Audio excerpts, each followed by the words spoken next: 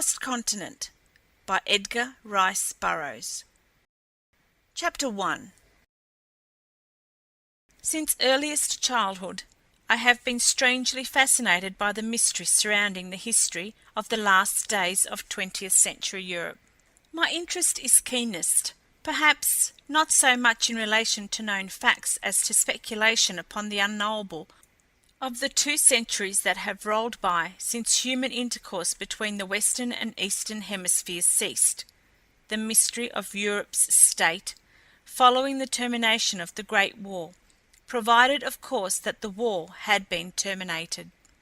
From out of the meagreness of our censored histories we learned that for 15 years after the cessation of diplomatic relations between the United States of North America and the belligerent nations of the Old World, news of more or less doubtful authenticity filtered, from time to time, into the Western Hemisphere from the Eastern. Then came the fruition of that historic propaganda which is best described by its own slogan, "The East for the East, the West for the West," and all further intercourse was stopped by statute. Even prior to this, transoceanic commerce had practically ceased, owing to the perils and hazards of the mine-strewn waters of both the Atlantic and Pacific Oceans. Just when submarine activities ended, we do not know, but the last vessel of this type sighted by the Pan American merchantman was the huge Q-138, which discharged 29 torpedoes at a Brazilian tank steamer off the Bermudas in the fall of 1972.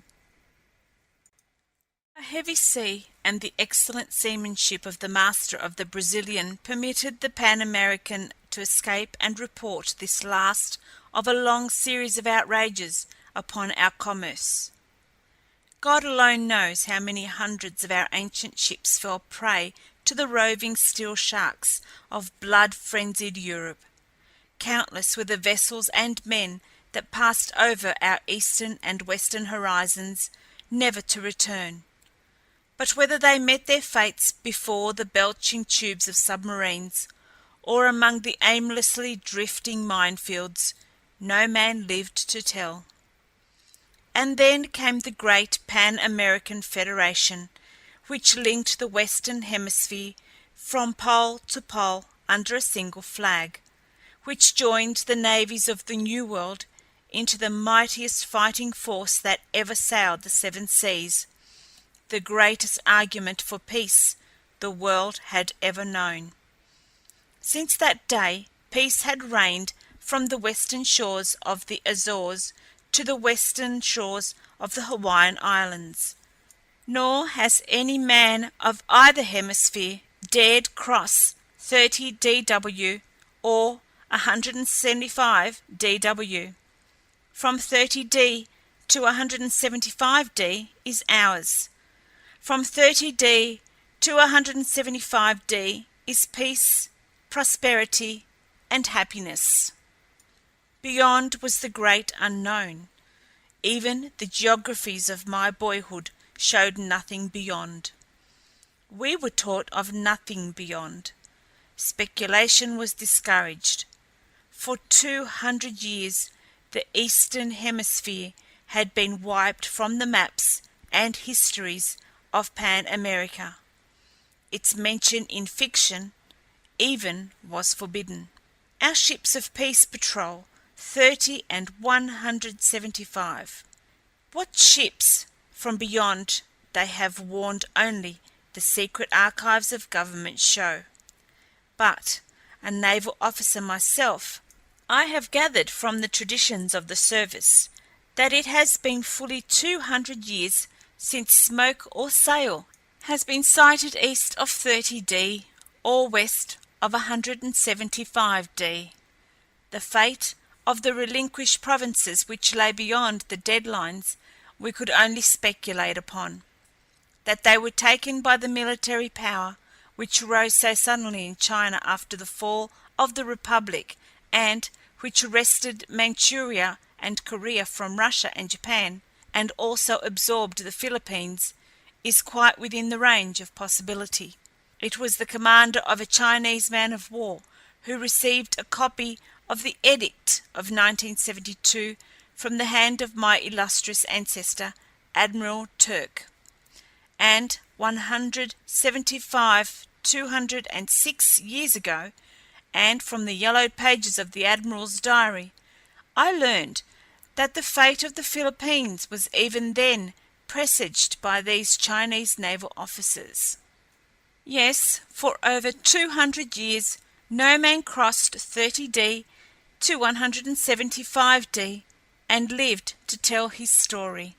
Not until chance drew me across and back again, and public opinion, revolting at last against the drastic regulations of our long-dead forebears, demanded that my story be given to the world, and that the narrow interdict, which commanded peace, prosperity, and happiness, to halt at 30°, and 175°, be removed forever. I am glad that it was given to me to be an instrument in the hands of Providence for the uplifting of benighted Europe and the amelioration of the suffering, degradation, and abysmal ignorance in which I found her.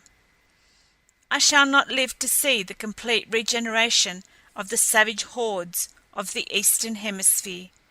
That is a work which will require many generations, perhaps ages, so complete has been their reversion to savagery.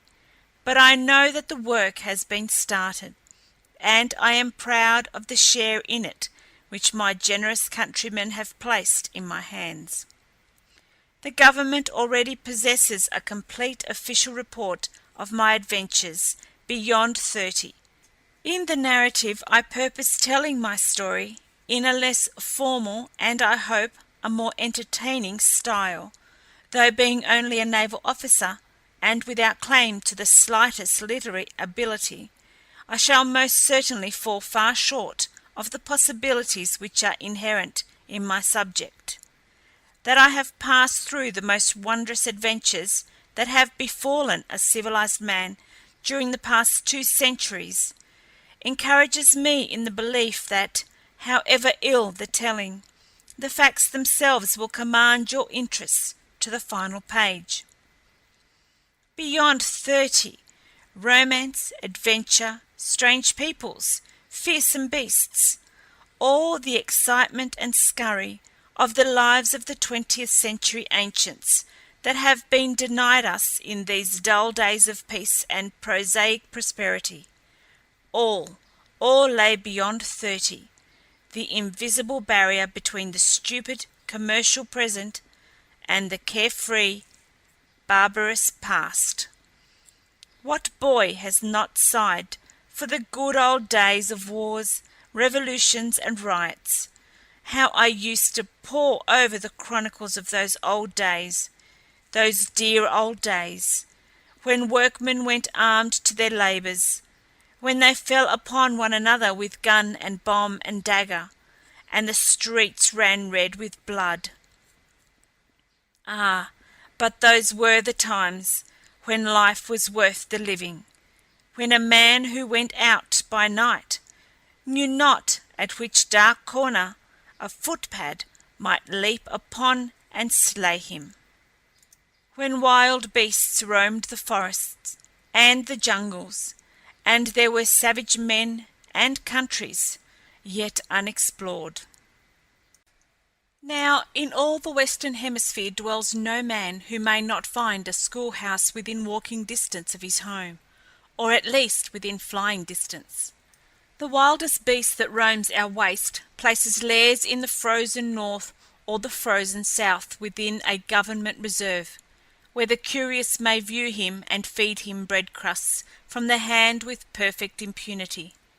But beyond 30, and I have gone there and come back, and now you may go there, for no longer is it high treason, punishable by disgrace or death, to cross 30°, or 175°.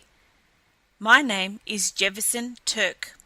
I am a lieutenant in the Navy, in the great Pan-American Navy, the only navy which now exists in all the world. I was born in Arizona, in the United States of North America, in the year of our Lord, 2116. Therefore, I am 21 years old. In early boyhood, I tired of the teeming cities and overcrowded rural districts of Arizona. Every generation of Turks for over 2 centuries has been represented in the Navy. The Navy called to me, as did the free, wide, unpeopled spaces of the mighty oceans. And so I joined the Navy, coming up from the ranks, as we all must, learning our craft as we advance. My promotion was rapid, for my family seems to inherit naval law. We are born officers, and I reserve to myself no special credit for an early advancement in the service. At 20, I found myself a lieutenant in command of the aero submarine Coldwater, of the SS-96 class. The Coldwater was one of the first of the air and underwater craft which have been so greatly improved since its launching, and was possessed of innumerable weaknesses which fortunately have been eliminated in more recent vessels of similar type. Even when I took command, she was fit only for the junk pile, but the world-old parsimony of government retained her in active service, and sent 200 men to sea in her, with myself, a mere boy, in command of her, to patrol 30 from Iceland to the Azores. Much of my service had been spent aboard the great merchantmen of war. These are the utility naval vessels that have transformed the navies of old, which burdened the peoples with taxes for their support, into the present-day fleets of self-supporting ships that find ample time for target practice and gun drill, while they bear freight and the mails from the continents to the far-scattered island of Pan-America. This change in service was most welcome to me, especially as it brought with it coveted responsibilities of sole command, and I was prone to overlook the deficiencies of the Coldwater in the natural pride I felt in my first ship. The Coldwater was fully equipped for 2 months' patrolling, the ordinary length of assignment to this service, and a month had already passed, its monotony entirely unrelieved by sight of another craft, when the first of our misfortunes befell. We had been riding out a storm in an altitude of about 3,000 feet. All night we had hovered above the tossing billows of the moonlight clouds. The detonation of the thunder and the glare of lightning through an occasional rift in the vaporous wall proclaimed the continued fury of the tempest upon the surface of the sea. But we, far above it all, rode in comparative ease upon the upper gale. With the coming of dawn, the clouds beneath us became a glorious sea of gold and silver, soft and beautiful, but they could not deceive us as to the blackness and the terrors of the storm-lashed ocean, which they hid. I was at breakfast when my chief engineer entered and saluted.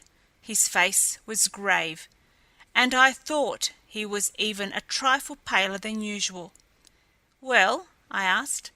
He drew the back of his forefinger nervously across his brow in a gesture that was habitual with him in moments of mental stress. "The gravitation screen generators, sir," he said. "Number 1 went to the bad about an hour and a half ago. We have been working upon it steadily since, but I have to report, sir, that it is beyond repair." "Number 2 will keep us supplied," I answered. "In the meantime, we will send a wireless for relief." "But that is the trouble, sir," he went on. "Number 2 has stopped. I knew it would come, sir. I made a report on these generators 3 years ago. I advised then that they both be scrapped. Their principle is entirely wrong.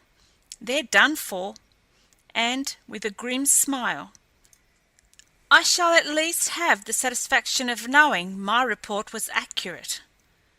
"Have we sufficient reserves screened to permit us to make land, or at least meet our relief halfway?" I asked. "No, sir," he replied gravely. "We are sinking now." "Have you anything further to report?" I asked. "No, sir," he said. "Very good," I replied, and as I dismissed him I rang for my wireless operator. When he appeared I gave him a message to the Secretary of the Navy, to whom all vessels in service on 30 and 175 report direct. I explained our predicament and stated that with what screening force remained I should continue in the air, making as rapid headway towards St. John's as possible, and that when we were forced to take to the water I should continue in the same direction. The accident occurred directly over 30°, and about 52°N.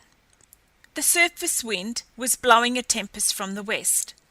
To attempt to ride out such a storm upon the surface seemed suicidal, for the Coldwater was not designed for surface navigation except under fair weather conditions. Submerged or in the air, she was tractable enough in any sort of weather when under control, but without her screen generators she was almost helpless, since she could not fly, and if submerged, could not rise to the surface. All these defects have been remedied in later models, but the knowledge did not help us any that day aboard the slowly settling Coldwater, with an angry sea roaring beneath, a tempest raging out of the west, and 30° only a few knots astern. To cross 30 or 175 has been, as you know, the direst calamity that could befall a naval commander. Court-martial and degradation follow swiftly, unless, as is often the case, the unfortunate man takes his own life before this unjust and heartless regulation can hold him up to public scorn. There has been in the past no excuse, no circumstance that could palliate the offence. He was in command, and he took his ship across 30. That was sufficient. It might not have been in any way his fault, as in the case of the Coldwater. It could not possibly have been justly charged to my account that the gravitation screen generators were worthless. But well I knew that should chance have it that we were blown across 30 today, as we might easily be before the terrific west wind that we could hear howling below us, the responsibility would fall upon my shoulders. In a way, the regulation was a good one, for it certainly accomplished that for which it was intended. We all fought shy of 30° on the east and 175° on the west, and though we had to skirt them pretty close, nothing but an act of God ever drew one of us across.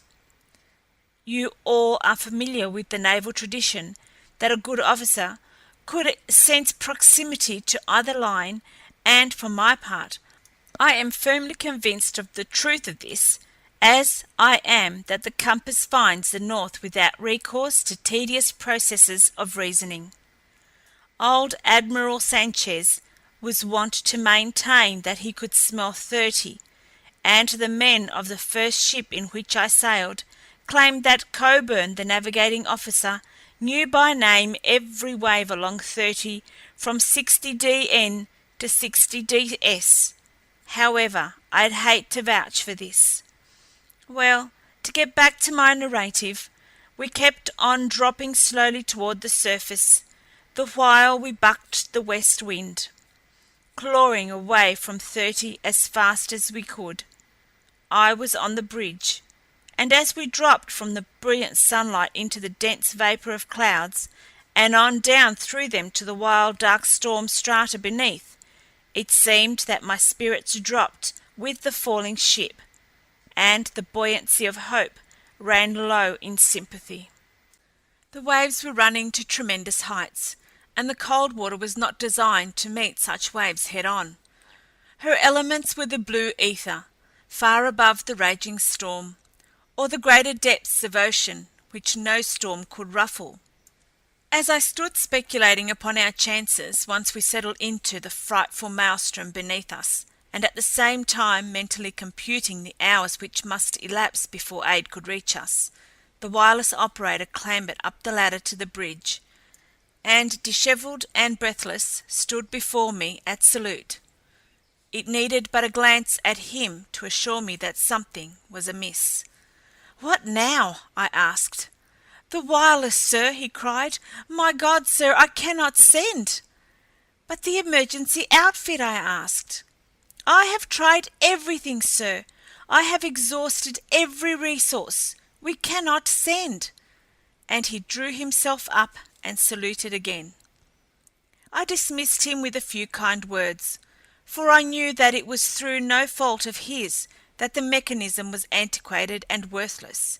In common with the balance of the Coldwater's equipment, there was no finer operator in Pan America than he. The failure of the wireless did not appear as momentous to me as to him, which is not unnatural, since it is but human to feel that when our own little cog slips, the entire universe must necessarily be put out of gear. I knew that if this storm were destined to blow us across 30, or send us to the bottom of the ocean, no help could reach us in time to prevent it. I had ordered the message sent solely because regulations required it, and not with any particular hope that we could benefit by it in our present extremity. I had little time to dwell upon the coincidence of this simultaneous failure of the wireless and the buoyancy generators, since very shortly after the Coldwater had dropped so low over the waters that all my attention was necessarily centered upon the delicate business of settling upon the waves without breaking my ship's back. With our buoyancy generators in commission, it would have been a simple thing to enter the water, since then it would have been but a trifling matter of a 45-degree dive into the base of a huge wave. We should have cut into the water like a hot knife through butter, and have been totally submerged with scarce a jar. I have done it 1,000 times. But I did not dare submerge the Coldwater for fear that it would remain submerged to the end of time, a condition far from conducive to the longevity of commander or crew. Most of my officers were older men than I. John Alvarez, my first officer, is 20 years my senior. He stood at my side on the bridge as the ship glided closer and closer to those stupendous waves. He watched my every move, but he was by far too fine an officer and gentleman to embarrass me by either comment or suggestion. When I saw that we soon would touch, I ordered the ship brought around broadside to the wind, and there we hovered a moment until a huge wave reached up and seized us upon its crest.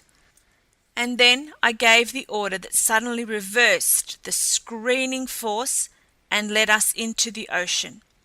Down into the trough we went, wallowing like the carcass of a dead whale, and then began the fight, with rudder and propellers, to force the Coldwater back into the teeth of the gale and drive her on and on, farther and farther from relentless 30.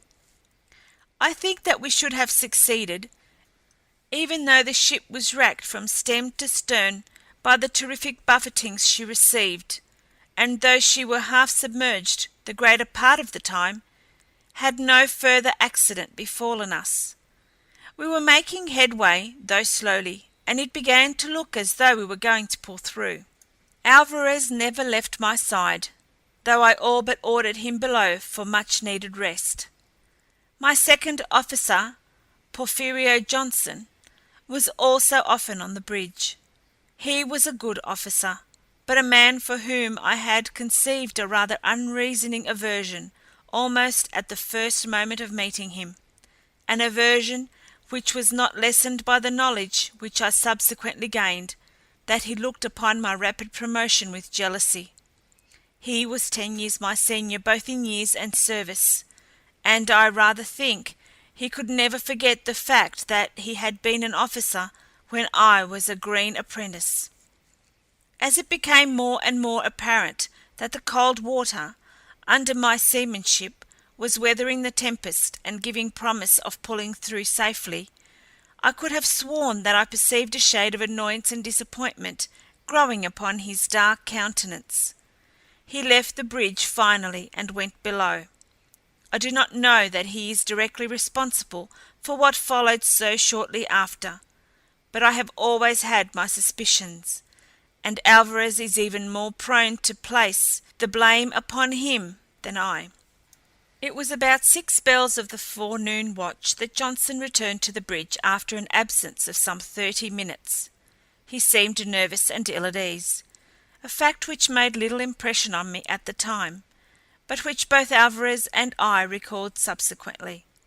Not 3 minutes after his reappearance at my side, the Coldwater suddenly commenced to lose headway.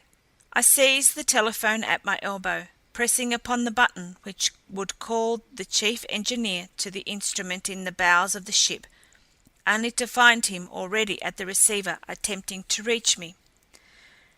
"Numbers 1, 2, and 5 engines have broken down, sir," he called. "Shall we force the remaining 3? "We can do nothing else," I bellowed into the transmitter. "They won't stand the gaff, sir," he returned. "Can you suggest a better plan?" I asked. "No, sir," he replied. "Then give them the gaff, Lieutenant," I shouted back, and hung up the receiver. For 20 minutes the Coldwater bucked the great seas with her 3 engines. I doubt if she advanced a foot, but it was enough to keep her nose in the wind, and at least we were not drifting toward 30. Johnson and Alvarez were at my side, when without warning the bow swung swiftly around, and the ship fell into the trough of the sea.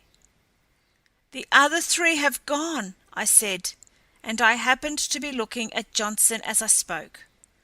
Was it the shadow of a satisfied smile that crossed his thin lips? I do not know, but at least he did not weep. "You always have been curious, sir, about the great unknown beyond 30, he said. "You are in a good way to have your curiosity satisfied." And then I could not mistake the slight sneer that curved his upper lip. There must have been a trace of disrespect in his tone or manner which escaped me, for Alvarez turned upon him like a flash. "When Lieutenant Turck crosses 30, he said, "we shall all cross with him, and God help the officer or the man who reproaches him." "I shall not be a party to high treason," snapped Johnson. "The regulations are explicit, and if the Coldwater crosses 30, it devolves upon you to place Lieutenant Turck under arrest and immediately exert every endeavor to bring the ship back into Pan American waters." "I shall not know," replied Alvarez, "that the Coldwater passes 30, nor shall any other man aboard know it." And with his words he drew a revolver from his pocket, and before either I or Johnson could prevent it, had put a bullet into every instrument upon the bridge, ruining them beyond repair. And then he saluted me, and strode from the bridge, a martyr to loyalty and friendship, for though no man might know that Lieutenant Jefferson Turck had taken his ship across 30, every man aboard would know that the first officer had committed a crime that was punishable by both degradation and death. Johnson turned and eyed me narrowly. "Shall I place him under arrest?" he asked. "You shall not," I replied, "nor shall anyone else." "You become a party to his crime!" he cried angrily. "You may go below, Mr. Johnson," I said, "and attend to the work of unpacking the extra instruments and having them properly set upon the bridge."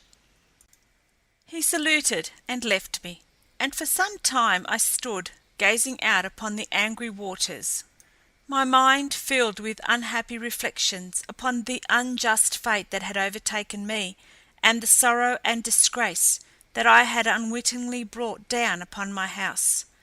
I rejoiced that I should leave neither wife nor child to bear the burden of my shame throughout their lives.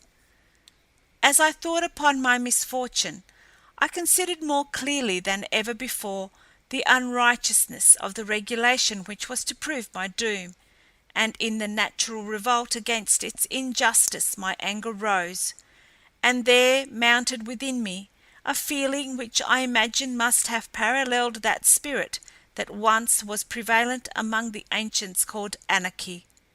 For the first time in my life I found my sentiments arraying themselves against custom, tradition, and even government. The wave of rebellion swept over me in an instant, beginning with an heretical doubt as to the sanctity of the established order of things, that fetish which has ruled Pan-Americans for 2 centuries, and which is based upon a blind faith in the infallibility of the prescience of the long-dead framers of the Articles of Pan-American Federation, and ending in an adamantine determination to defend my honour and my life to the last ditch against the blind and senseless regulation which assumed the synonymity of misfortune and treason. I would replace the destroyed instruments upon the bridge. Every officer and man should know when we crossed 30. But then I should assert the spirit which dominated me. I should resist arrest, and insist upon bringing my ship back across the dead line, remaining at my post until we had reached New York. Then I should make a full report, and with it a demand upon public opinion that the dead lines be wiped forever from the seas. I knew that I was right. I knew that no more loyal officer wore the uniform of the Navy. I knew that I was a good officer and sailor, and I didn't propose submitting to degradation and discharge because a lot of old pre-glacial fossils had declared over 200 years before that no man should cross 30. Even while these thoughts were passing through my mind, I was busy with the details of my duties. I had seen to it that a sea anchor was rigged, and even now the men had completed their task, and the Coldwater was swinging round rapidly, her nose pointing once more into the wind, and the frightful rolling consequent upon her wallowing in the trough was happily diminishing. It was then that Johnson came hurrying to the bridge. One of his eyes was swollen and already darkening, and his lip was cut and bleeding. Without even the formality of a salute, he burst upon me, white with fury. "Lieutenant Alvarez attacked me!" he cried. "I demand that he be placed under arrest. I found him in the act of destroying the reserve instruments, and when I would have interfered to protect them, he fell upon me and beat me. I demand that you arrest him." "You forget yourself, Mr. Johnson," I said. "You are not in command of my ship. I deplore the action of Lieutenant Alvarez, but I cannot expunge from my mind the loyalty and self-sacrificing friendship which has prompted him to his acts. Were I you, sir, I should profit by the example he has set. Further, Mr. Johnson, I intend retaining command of the ship, even though she crosses 30, and I shall demand implicit obedience from every officer and man aboard until I am properly relieved from duty by a superior officer in the port of New York." "You mean to say that you will cross 30 without submitting to arrest?" he almost shouted. "I do, sir," I replied. "And now you may go below, and when again you find it necessary to address me, you will please be so good as to bear in mind the fact that I am your commanding officer, and as such entitled to a salute." He flushed, hesitated a moment, and then, saluting, turned upon his heel and left the bridge. Shortly after, Alvarez appeared. He was pale, and seemed to have aged 10 years in the few brief minutes since I last had seen him. Saluting, he told me very simply what he had done, and asked that I place him under arrest. I put my hand on his shoulder, and I guess that my voice trembled a trifle as, while reproving him for his act, I made it plain to him that my gratitude was no less potent a force than his loyalty to me. Then it was that I outlined to him my purpose to defy the regulation that had raised the deadlines, and to take my ship back to New York myself. I did not ask him to share the responsibility with me.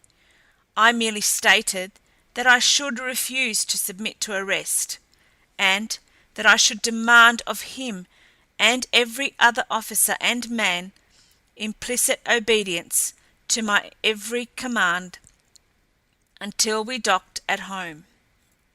His face brightened at my words, and he assured me that I would find him as ready to acknowledge my command upon the wrong side of 30 as upon the right, an assurance which I hastened to tell him I did not need. The storm continued to rage for 3 days, and as far as the wind scarce varied a point during all that time, I knew that we must be far beyond 30, drifting rapidly east by south. All this time it had been impossible to work upon the damaged engines or the gravity screen generators, but we had a full set of instruments upon the bridge, for Alvarez, after discovering my intentions, had fetched the reserve instruments from his own cabin, where he had hidden them. Those which Johnson had seen him destroy had been a third set which only Alvarez had known was aboard the Coldwater. We waited impatiently for the sun, that we might determine our exact location, and upon the 4th day our vigil was rewarded a few minutes before noon. Every officer and man aboard was tense with nervous excitement as we awaited the result of the reading. The crew had known almost as soon as I that we were doomed to cross 30, and I am inclined to believe that every man-jack of them was tickled to death, for the spirits of adventure and romance still live in the hearts of men of the 22nd century, even though there be little for them to feed upon between 30 and 175. The men carried none of the burdens of responsibility. They might cross 30 with impunity, and doubtless they would return to be heroes at home. But how different the homecoming of their commanding officer! The wind had dropped to a steady blow, still from west by north, and the sea had gone down correspondingly. The crew, with the exception of those whose duty kept them below, were ranged on deck below the bridge. When our position was definitely fixed, I personally announced it to the eager, waiting men. "Men," I said, stepping forward to the handrail and looking down into their upturned bronzed faces, "you are anxiously awaiting information as to the ship's position. It has been determined at latitude 50 degrees 7 minutes north, longitude 20 degrees 16 minutes west." I paused, and a buzz of animated comment ran through the massed men beneath me. "Beyond 30.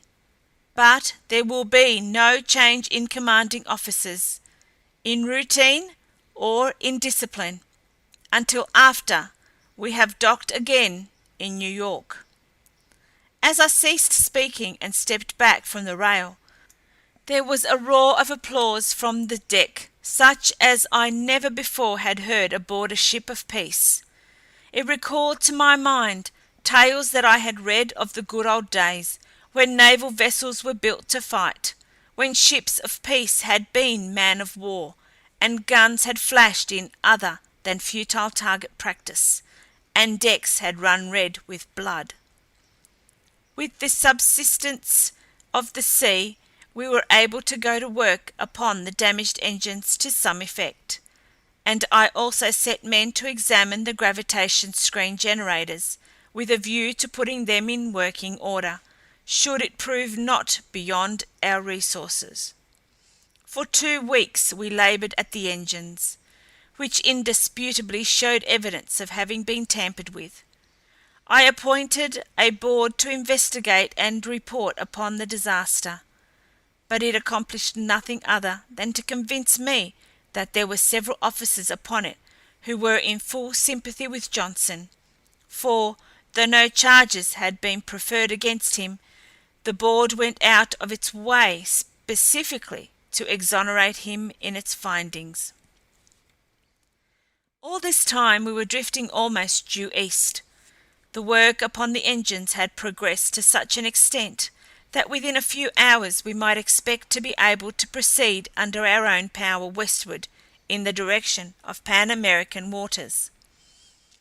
To relieve the monotony, I had taken to fishing, and early that morning I had departed from the Coldwater in one of the boats on such an excursion. A gentle west wind was blowing. The sea shimmered in the sunlight. A cloudless sky canopied the west for our sport. As I had made it a point never voluntarily to make an inch toward the east that I could avoid, at least they should not be able to charge me with a wilful violation of the deadline's regulation. I had with me only the boat's ordinary complement of men, 3 in all, and more than enough to handle any small power boat. I had not asked any of my officers to accompany me, as I wished to be alone, and very glad I am now that I had not. My only regret is that, in view of what befell us, it had been necessary to bring the 3 brave fellows who manned the boat. Our fishing, which proved excellent, carried us so far to the west that we no longer could see the Coldwater. The day wore on, until at last, about mid-afternoon, I gave the order to return to the ship.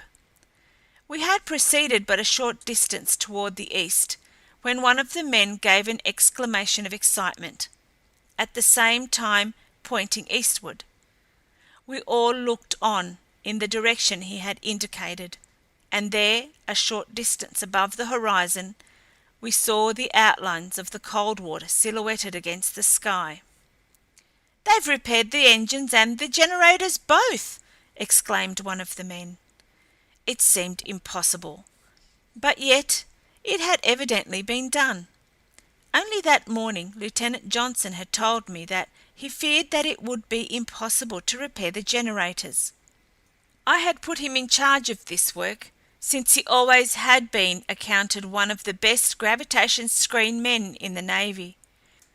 He had invented several of the improvements that are incorporated in the later models of these generators, and I am convinced that he knows more concerning both the theory and the practice of screening gravitation than any living Pan American. At the sight of the Coldwater once more under control, the 3 men burst into a glad cheer. But, for some reason which I could not then account, I was strangely overcome by a premonition of personal misfortune. It was not that I now anticipated an early return to Pan America and a board of inquiry, for I had rather looked forward to the fight that must follow my return. No, there was something else, something indefinable and vague, that cast a strange gloom upon me as I saw my ship rising farther above the water and making straight in our direction.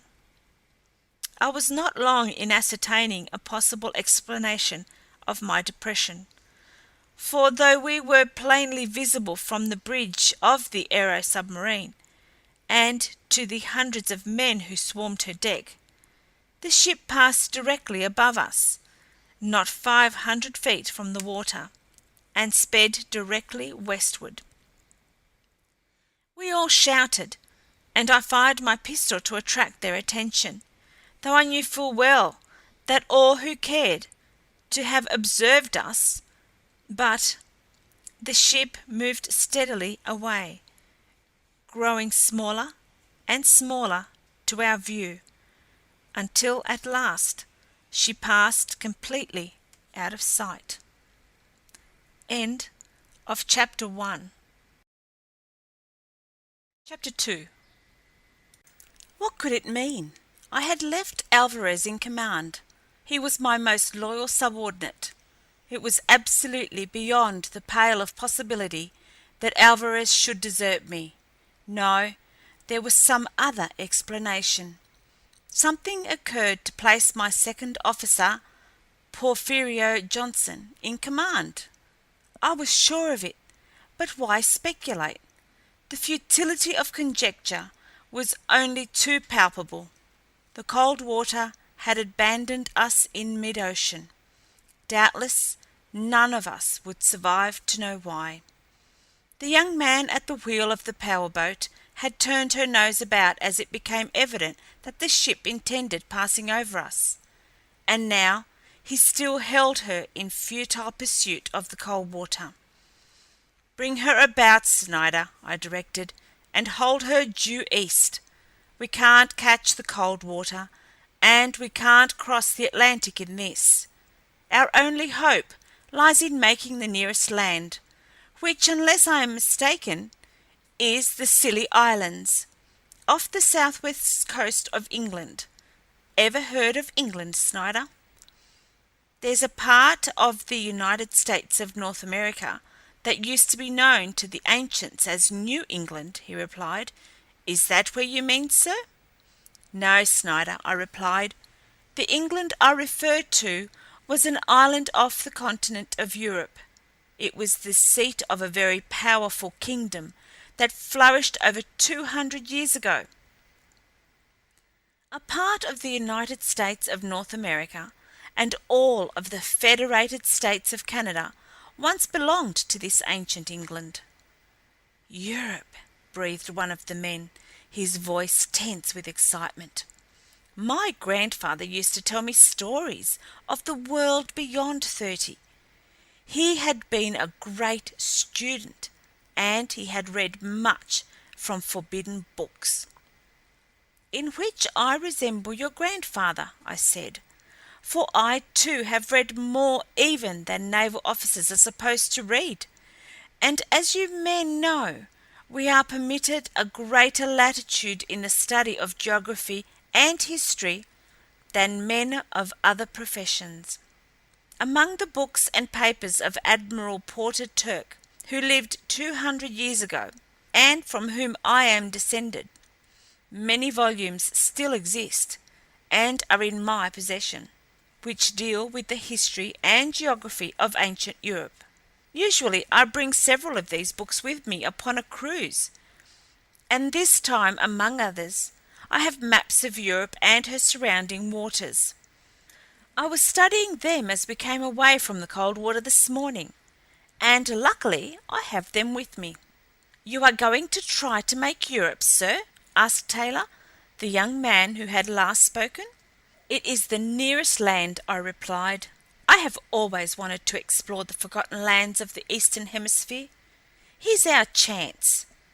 To remain at sea is to perish. None of us ever will see home again. Let us make the best of it, and enjoy while we do live that which is forbidden the balance of our race, the adventure and the mystery which lie beyond 30. Taylor and Delcarte seized the spirit of my mood, but Snider, I think, was a trifle sceptical. "It is treason, sir," I replied, "but there is no law which compels us to visit punishment upon ourselves. Could we return to Pan America, I should be the first to insist that we face it. But we know that's not possible. Even if this craft would carry us so far, we haven't enough water or food for more than 3 days.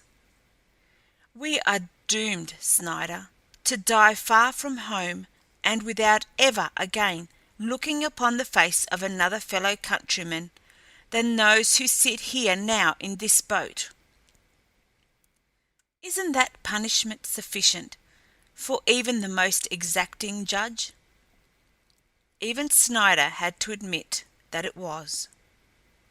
Very well, then, let us live while we live, and enjoy to the fullest whatever of adventure or pleasure each new day brings, since any day may be our last, and we shall be dead for a considerable while.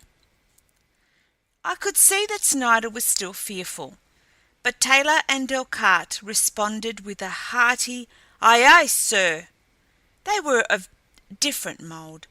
Both were sons of naval officers. They represented the aristocracy of birth, and they dared to think for themselves. Snyder was in the minority, and so we continued toward the east. Beyond 30, and separated from my ship, my authority ceased. I held leadership, if I was to hold it at all, by virtue of personal qualifications only, but I did not doubt my ability to remain the director of our destinies, in so far as they were amenable to human agencies. I have always led. While my brain and brawn remain unimpaired, I shall continue always to lead. Following is an art which Turks do not easily learn.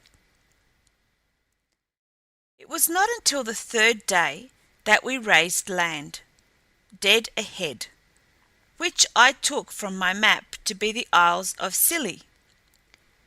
But such a gale was blowing that I did not dare attempt to land, and so we passed to the north of them, skirted Land's End, and entered the English Channel.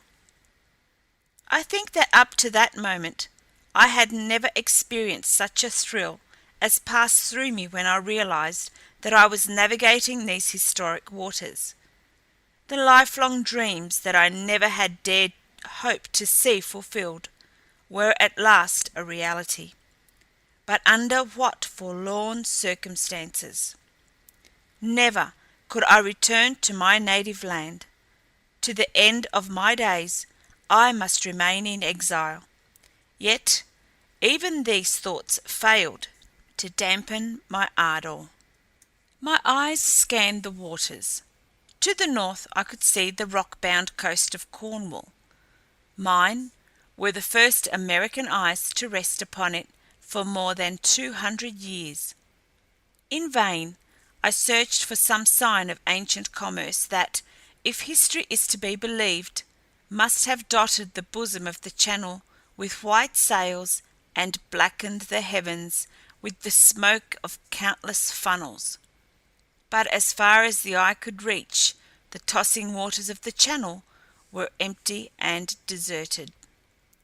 Toward midnight the wind and sea abated, so that shortly after dawn I determined to make inshore in an attempt to effect a landing, for we were sadly in need of fresh water and food. According to my observations, we were just off Ram Head, and it was my intention to enter Plymouth Bay and visit Plymouth. From my map it appeared that this city lay back from the coast a short distance, and there was another city given as Devonport, which appeared to lie at the mouth of the river Tamar. However, I knew that it would make little difference which city we entered, as the English people were famed of old for their hospitality toward visiting mariners. As we approached the mouth of the bay, I looked for the fishing craft, which I expected to see emerging thus early in the day for their labours. But even after we rounded Ram Head, and were well within the waters of the bay, I saw no vessel. Neither was there buoy, nor light, nor any other mark to show larger ships the channel, and I wondered much at this. The coast was densely overgrown, nor was any building or sign of man apparent from the water. Up the bay and into the river Tamar we motored through a solitude as unbroken as that which rested upon the waters of the channel, for all we could see. There was no indication that man had ever set his foot upon this silent coast. I was nonplussed, and then for the first time there crept over me an intuition of the truth. Here was no sign of war. As far as this portion of the Devon coast was concerned, that seemed to have been over for many years, but neither were there any people. Yet I could not find it within myself to believe that I should find no inhabitants in England. Reasoning thus, I discovered that it was improbable that a state of war still existed, and that the people all had been drawn from this portion of England to some other, where they might better defend themselves against an invader. But what of their ancient coast defences? What was there here in Plymouth Bay to prevent an army landing in force and marching where they wished? Nothing. I could not believe that any enlightened military nation, such as the ancient English are reputed to have been, would have voluntarily so deserted an exposed coast and an excellent harbour to the mercies of an enemy. I found myself becoming more and more deeply involved in quandary. The puzzle which confronted me I could not unravel. We had landed, and I now stood upon the spot where, according to my map, a large city should rear its spires and chimneys. There was nothing but rough, broken ground, covered densely with weeds and brambles and tall, rank grass. Had a city ever stood there? No sign of it remained. The roughness and unevenness of the ground suggested something of a great mass of debris hidden by the accumulation of centuries of undergrowth. I drew the short cutlass with which both officers and men of the navy are, as you know, armed out of courtesy to the traditions and memories of the past, and with its point dug into the loam about the roots of the vegetation growing at my feet. The blade entered the soil for a matter of 7 inches, when it struck upon something stone-like. Digging about the obstacle, I presently loosened it, and when I had withdrawn it from its sepulchre, I found the thing to be an ancient brick of clay baked in an oven. Delcarte we had left in charge of the boat, but Snider and Taylor were with me, and following my example, each engaged in the fascinating sport of prospecting for antiques. Each of us uncovered a great number of these bricks, until we commenced to weary of the monotony of it, when Snider suddenly gave an exclamation of excitement, and, as I turned to look, he held up a human skull for my inspection. I took it from him and examined it. Directly in the centre of the forehead was a small round hole. The gentleman had evidently come to his end defending his country from an invader. Snider again held aloft another trophy of the search, a metal spike and some tarnished and corroded metal ornaments. They had lain close beside the skull. With the point of his cutlass, Snider scraped the dirt and verdigris from the face of the larger ornament. "An inscription," he said, and handed the thing to me. They were the spike and ornaments of an ancient German helmet. Before long we had uncovered many other indications that a great battle had been fought upon the ground where we stood. But I was then, and still am, at loss to account for the presence of German soldiers upon the English coast, so far from London, which history suggests would have been the natural goal of an invader. I can only account for it by assuming that either England was temporarily conquered by the Teutons, or that an invasion of so vast proportions was undertaken that German troops were hurled upon the England coast in huge numbers, and that landings were necessarily effected at many places simultaneously. Subsequent discoveries tend to strengthen this view. We dug about for a short time with our cutlasses, until I became convinced that a city had stood upon the spot at some time in the past, and that beneath our feet, crumbled and dead, lay ancient Devonport. I could not repress a sigh at the thought of the havoc war had wrought in this part of England at least. Farther east, nearer London, we should find things very different. There would be the civilization that 2 centuries must have wrought upon our English cousins as they had upon us. There would be mighty cities, cultivated fields, happy people.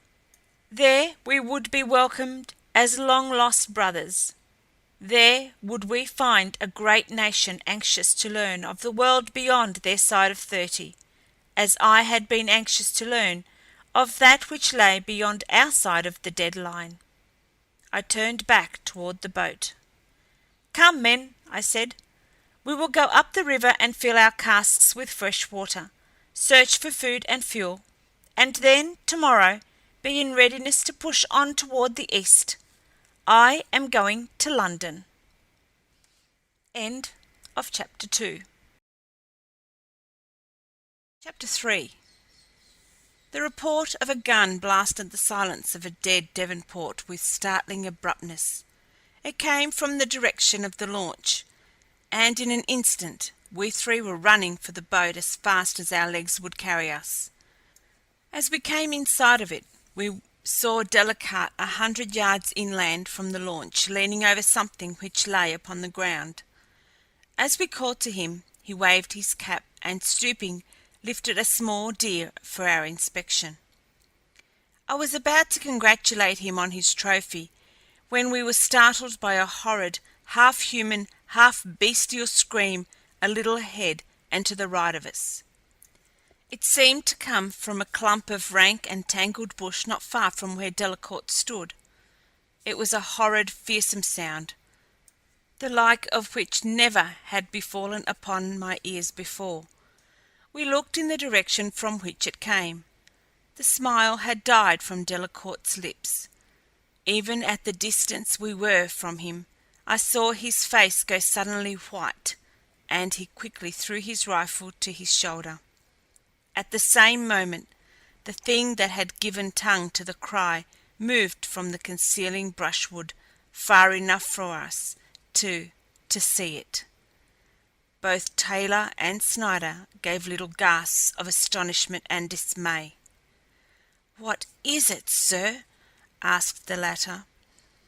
The creature stood about the height of a tall man's waist, and was long and gaunt and sinuous, with a tawny coat striped with black, and with white throat and belly. In conformation it was similar to a cat, a huge cat, exaggerated colossal cat, with fiendish eyes and the most devilish cast of countenance, as it wrinkled its bristling snout and bared its great yellow fangs. It was pacing, or rather slinking, straight for Delcarte, who had now levelled his rifle upon it. "What is it, sir?" mumbled Snider again, and then a half-forgotten picture from an old natural history sprang to my mind, and I recognized in the frightful beast the fearless tigress of ancient Asia, specimens of which had, in former centuries, been exhibited in the Western Hemisphere. Snider and Taylor were armed with rifles and revolvers, while I carried only a revolver. Seizing Snider's rifle from his trembling hands, I called to Taylor to follow me, and together we ran forward, shouting, to attract the beast's attention from Delcarte, until we should all be quite close enough to attack with the greatest assurance of success. I cried to Delcarte not to fire until we reached his side, for I was fearful lest our small-caliber, steel-jacketed bullets should, far from killing the beast, tend merely to enrage it still further. But he misunderstood me, thinking that I had ordered him to fire.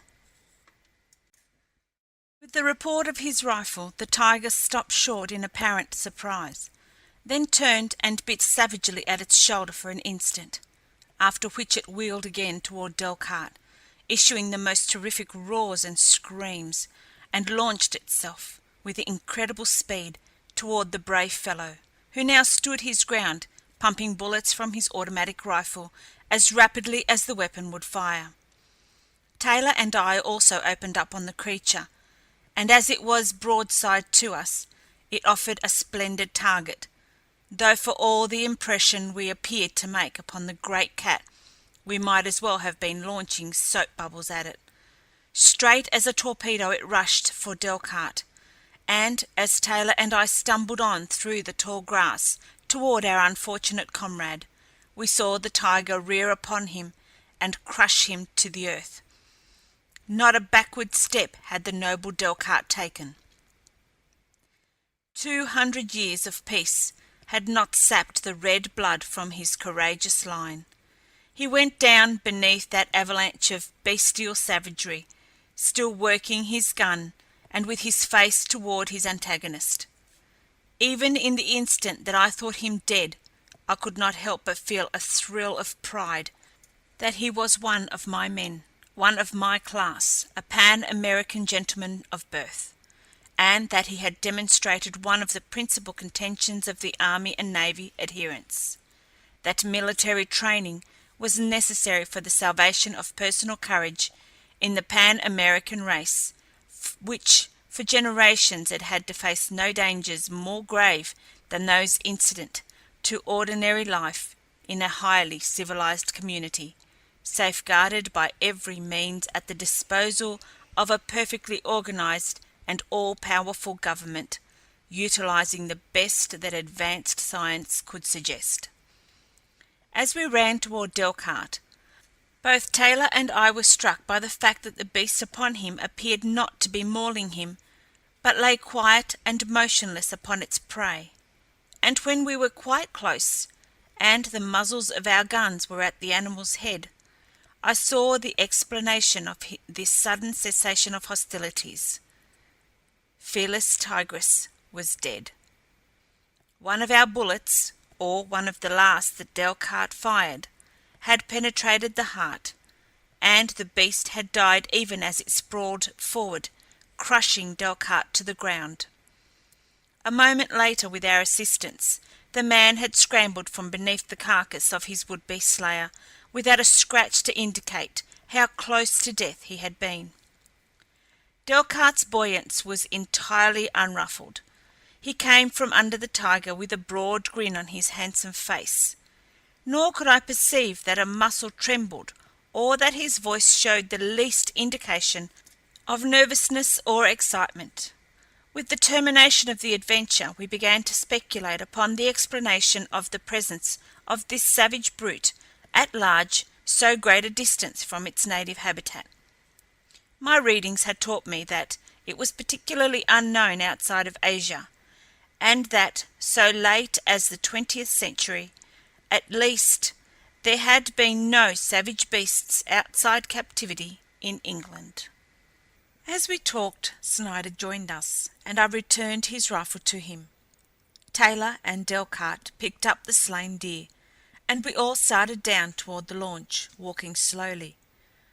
Delcarte wanted to fetch the tiger's skin, but I had to deny him permission, since we had no means to properly cure it. Upon the beach, we skinned the deer and cut away as much meat as we thought we could dispose of, and as we were again embarking to continue up the river for fresh water and fuel, we were startled by a series of screams from the bushes a short distance away. "Another Felis tigris," said Taylor. "Or a dozen of them," supplemented Delcarte, and even as he spoke, there leaped into sight, one after another, 8 of the beasts, full-grown, magnificent specimens. At the sight of us, they came charging down like infuriated demons. I saw that 3 rifles would be no match for them, and so I gave the word to put out from shore, hoping that the tiger, as the ancients called him, could not swim. Sure enough, they all halted at the beach, pacing back and forth, uttering fiendish cries, and glaring at us in the most malevolent manner. As we motored away, we presently heard the calls of similar animals far inland. They seemed to be answering the cries of their fellows at the water's edge, and, from the wide distribution and great volume of the sound, we came to the conclusion that enormous numbers of these beasts must roam the adjacent country. "They have eaten up the inhabitants," murmured Snider, shuddering. "I imagine you are right," I agreed, for their extreme boldness and fearlessness in the presence of man would suggest either that man is entirely unknown to them, or that they are extremely familiar with him as their natural and most easily procured prey. "But where did they come from?" asked Delcarte. "Could they have travelled here from Asia?" I shook my head. The thing was a puzzle to me. I knew that it was practically beyond reason to imagine that tigers had crossed the mountain ranges and rivers and all the great continent of Europe to travel this far from their native lairs, and entirely impossible that they should have crossed the English Channel at all. Yet here they were, and in great numbers. We continued up the Tamar several miles, filled our casks, and then landed to cook some of our deer steak, and have the first square meal that had fallen to our lot since the cold water deserted us. But scarce had we built our fire and prepared the meat for cooking, than Snider, whose eyes had been constantly roving about the landscape from the moment that we left the launch, touched me on the arm, and pointed to a clump of bushes which grew a couple of 100 yards away. Half concealed behind their screening foliage, I saw the yellow and black of a big tiger, and as I looked, the beast stalked majestically toward us. A moment later he was followed by another and another, and it is needless to state that we beat a hasty retreat to the launch. The country was apparently infested by these huge carnivora, for after 3 other attempts to land and cook our food, we were forced to abandon the idea entirely, as each time we were driven off by hunting tigers. It was also equally impossible to obtain the necessary ingredients for our chemical fuel, and, as we had very little left aboard, we determined to step our folding mast and proceed under sail, hoarding our fuel supply for use in emergencies. I may say that it was with no regret that we bid adieu to Tigerland, as we rechristened the ancient Devon, and, beating out into the channel, turned the launch's nose northeast to round Bolt Head and continue up the coast toward the Strait of Dover and the North Sea. I was determined to reach London as soon as possible, that we might obtain fresh clothing, meet with cultured people, and learn from the lips of Englishmen the secrets of the 2 centuries since the East had been divorced from the West. Our first stopping place was the Isle of Wight. We entered the Solent about 10 o'clock one morning, and I must confess that my heart sank as we came close to shore. No lighthouse was visible, though one was plainly indicated upon my map. Upon neither shore was sign of human habitation. We skirted the northern shore of the island in fruitless search of man, and then at last landed upon an eastern point, where Newport should have stood, but where only weeds and great trees and tangled wild wood rioted, and not a single man-made thing was visible to the eye. Before landing, I had the men substitute soft bullets for the steel-jacketed projectiles with which their belts and magazines were filled. Thus equipped, we felt upon more even terms with the tigers. But there was no sign of the tigers, and I decided that they must be confined to the mainland. After eating, we set out in search of fuel, leaving Taylor to guard the launch. For some reason I could not trust Snider alone. I knew that he looked with disapproval upon my plan to visit England, and I did not know but what at his first opportunity he might desert us, taking the launch with him, and attempt to return to Pan America. That he would be fool enough to venture it, I did not doubt. We had gone inland for a mile or more, and were passing through a park-like wood, when we came suddenly upon the first human beings we had seen since we sighted the English coast. There were a score of men in the party. Hairy, half-naked men they were, resting in the shade of a great tree. At the first sight of us, they sprang to their feet with wild yells, seizing long spears that had lain beside them as they rested.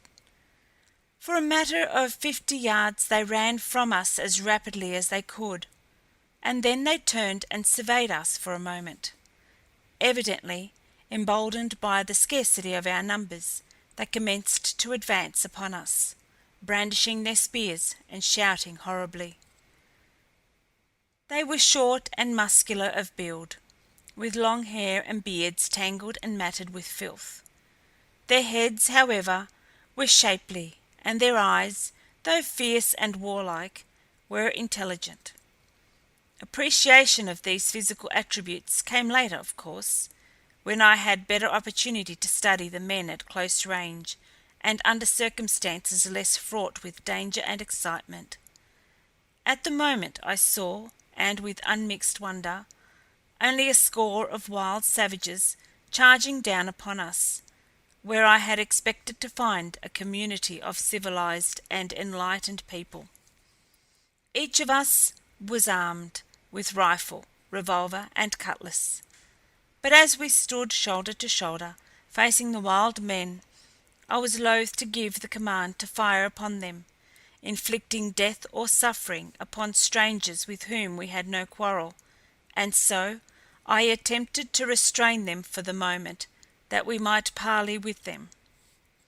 To this end I raised my left hand above my head, with the palm toward them, as the most natural gesture indicative of peaceful intentions which occurred to me. At the same time I called aloud to them that we were friends, though from their appearance there was nothing to indicate that they might understand Pan-American or ancient English, which are of course practically identical. At my gesture and words they ceased their shouting, and came to a halt a few paces from us. Then, in deep tones, one who was in advance of the others, and whom I took to be the chief or leader of the party, replied in a tongue which, while intelligible to us, was so distorted from the English language from which it evidently had sprung, that it was with difficulty that we interpreted it. "Who are you?" he asked, "and from what country?" I told him that we were from Pan America, but he only shook his head and asked where that was. He had never heard of it, or of the Atlantic Ocean, which I told him separated his country from mine. "It has been 200 years," I told him, "since a Pan-American visited England." "England?" he asked. "What is England?" "Why, this is a part of England," I exclaimed. "This is Grubited," he assured me. "I know nothing about England, and I have lived here all my life." It was not until long after that the derivation of Grubiton occurred to me. Unquestionably, it is a corruption of Great Britain, a name formerly given to the large island comprising England, Scotland, and Wales. Subsequently, we heard it pronounced Grabritin and Grubritin. I then asked the fellow if he could direct us to Ryde or Newport, but again he shook his head, and said that he never had heard of such countries. And when I asked him if there were any cities in this country, he did not know what I meant, never having heard the word cities. I explained my meanings as best I could, by stating that by city I referred to a place where many people lived together in houses. "Oh!" he exclaimed, "you mean a camp. Yes, there are two great camps here, East Camp and West Camp. We are from East Camp."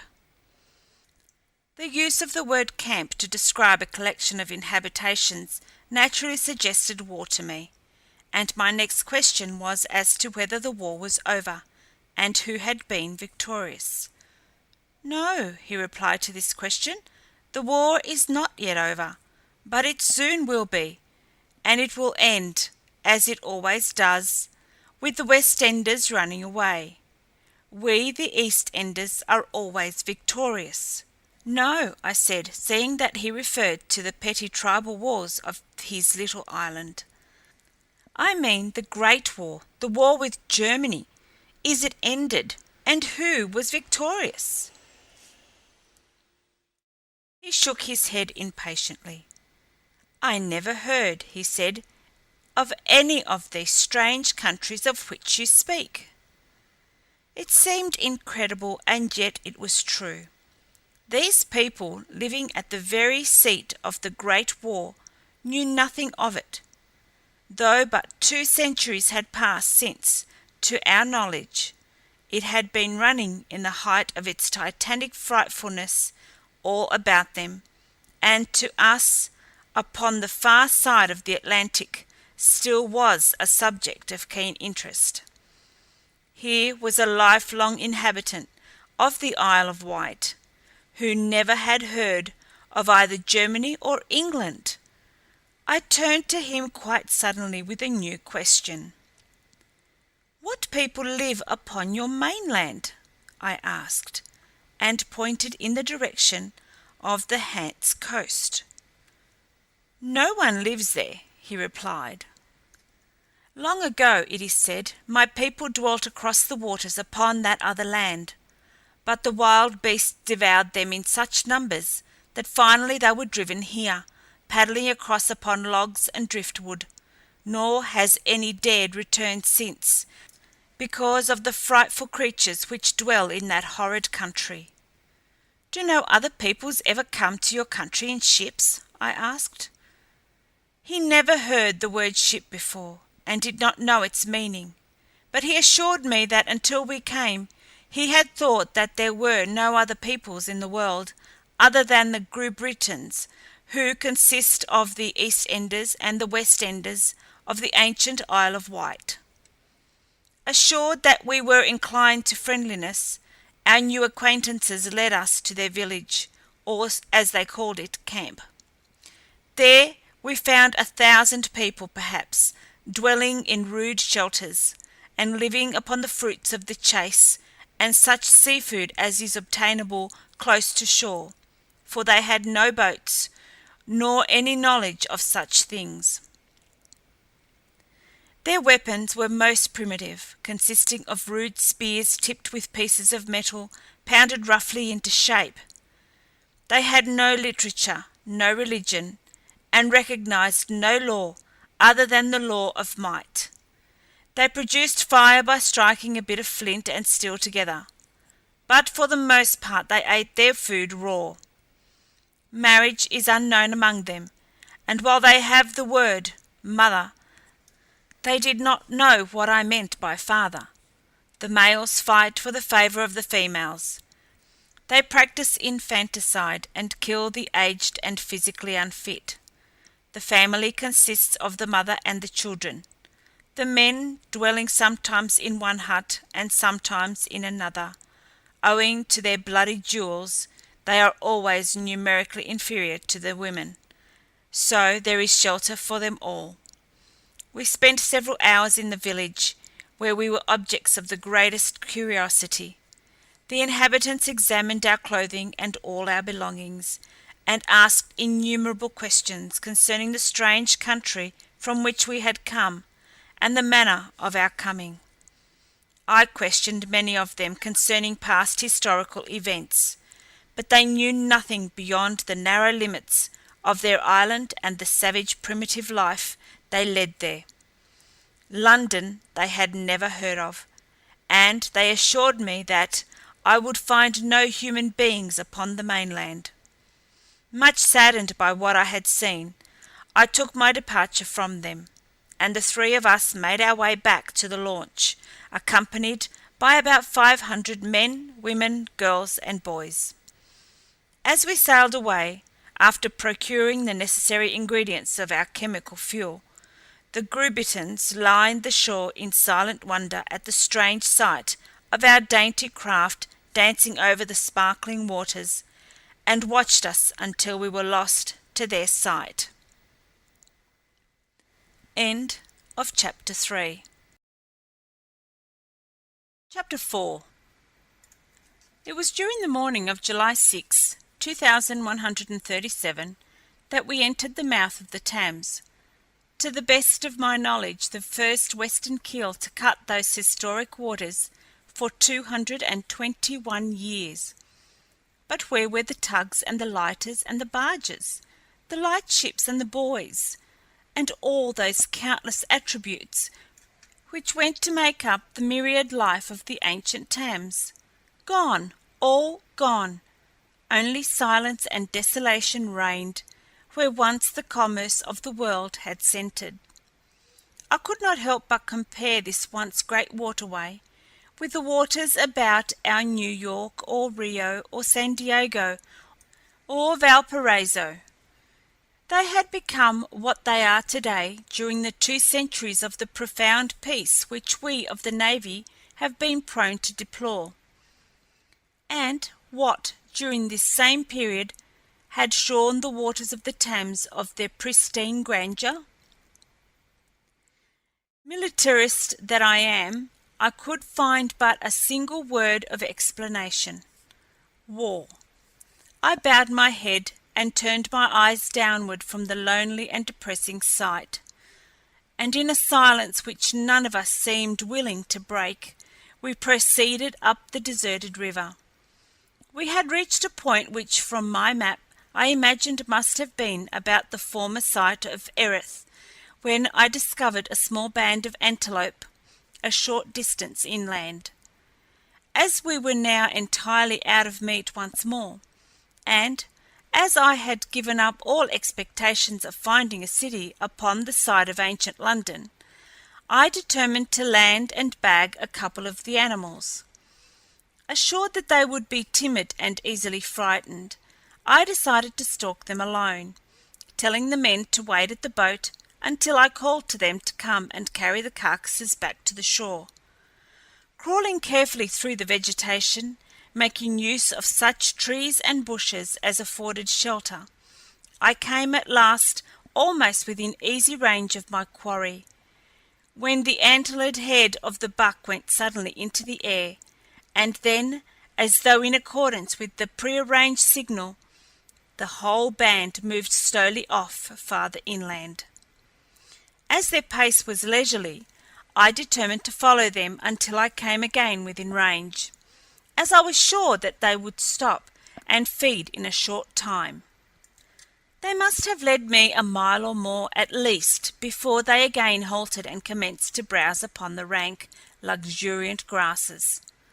All the time that I had followed them, I had kept both eyes and ears alert for sign or sound that would indicate the presence of Felis tigris, but so far not the slightest indication of the beast had been apparent.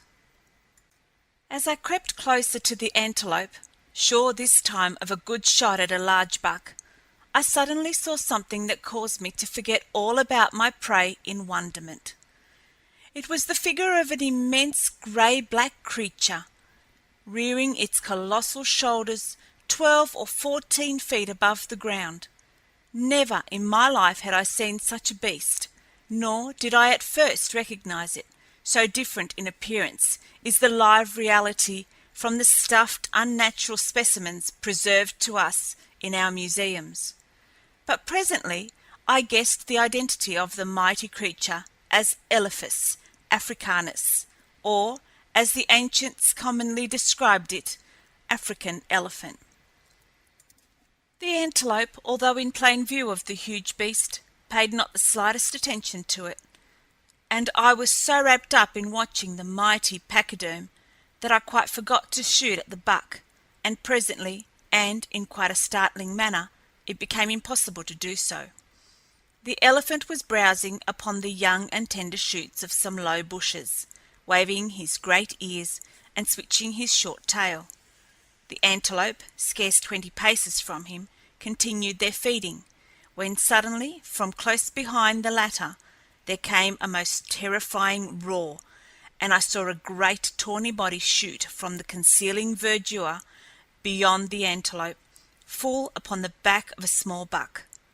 Instantly the scene changed from one of quiet and peace to indescribable chaos.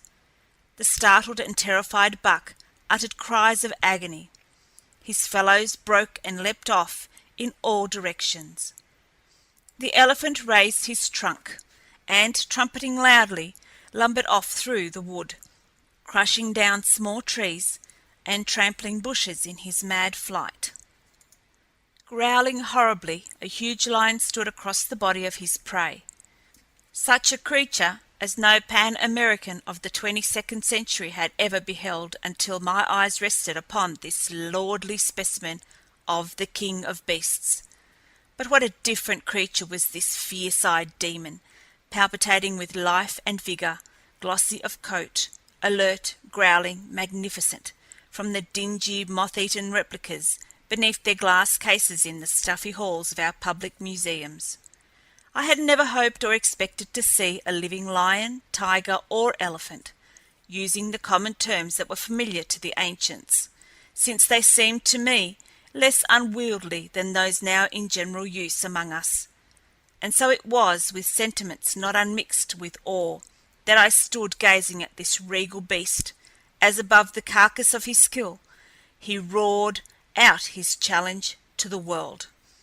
So enthralled was I by the spectacle that I quite forgot myself, and the better to view him, the great lion, I had risen to my feet and stood not 50 paces from him in full view. For a moment he did not see me, his attention being directed toward the retreating elephant, and I had ample time to feast my eyes upon his splendid proportions, his great head, and his thick black mane. Ah, what thoughts passed through my mind in those brief moments as I stood there in rapt fascination. I had come to find a wondrous civilization, and instead I found a wild beast monarch of the realm where English kings had ruled. A lion reigned, undisturbed, within a few miles of the seat of one of the greatest governments the world has ever known, his domain a howling wilderness, where yesterday fell the shadows of the largest city in the world. It was appalling, but my reflections upon this depressing subject were doomed to sudden extinction. The lion had discovered me. For an instant he stood silent and motionless as one of the mangy effigies at home, but only for an instant. Then, with the most ferocious roar, and without the slightest hesitancy or warning, he charged upon me. He forsook the prey already dead beneath him for the pleasure of the delectable tidbit man. From the remorselessness with which the great carnivora of modern England hunted man, I am constrained to believe that, whatever their appetites in times past, they have cultivated a gruesome taste for human flesh. As I threw my rifle to my shoulder, I thanked God, the ancient God of my ancestors, that I had replaced the hard-jacketed bullets in my weapon with soft-nosed projectiles, for though this was my first experience with Felis Leo, I knew the moment that I faced that charge that even my wonderfully perfected firearm would be as futile as a pea-shooter unless I chanced to place my first bullet in a vital spot. Unless you had seen it, you could not believe credible the speed of a charging lion. Apparently, the animal is not built for speed, nor can he maintain it for long. But for a matter of 40 or 50 yards there is, I believe, no animal on earth that can overtake him. Like a bolt he bore down upon me, but fortunately for me, I did not lose my head. I guessed that no bullet would kill him instantly. I doubted that I could pierce his skull. There was hope, though, in finding his heart through his exposed chest, or better yet, of breaking his shoulder or foreleg, and bringing him up long enough to pump more bullets into him and finish him. I covered his left shoulder and pulled the trigger as he was almost upon me. It stopped him. With a terrific howl of pain and rage, the brute rolled over and over upon the ground almost to my feet. As he came, I pumped 2 more bullets into him, and as he struggled to rise, clawing viciously at me, I put a bullet in his spine. That finished him, and I am free to admit that I was mighty glad of it. There was a great tree close behind me, and stepping within its shade, I leaned against it, wiping the perspiration from my face, for the day was hot, and the exertion and excitement left me exhausted. I stood there, resting for a moment, preparatory to turning and retracing my steps to the launch, when, without warning, something whizzed through space straight toward me. There was a dull thud of impact as it struck the tree, and as I dodged to one side and turned to look at the thing, I saw a heavy spear embedded in the wood not 3 inches from where my head had been.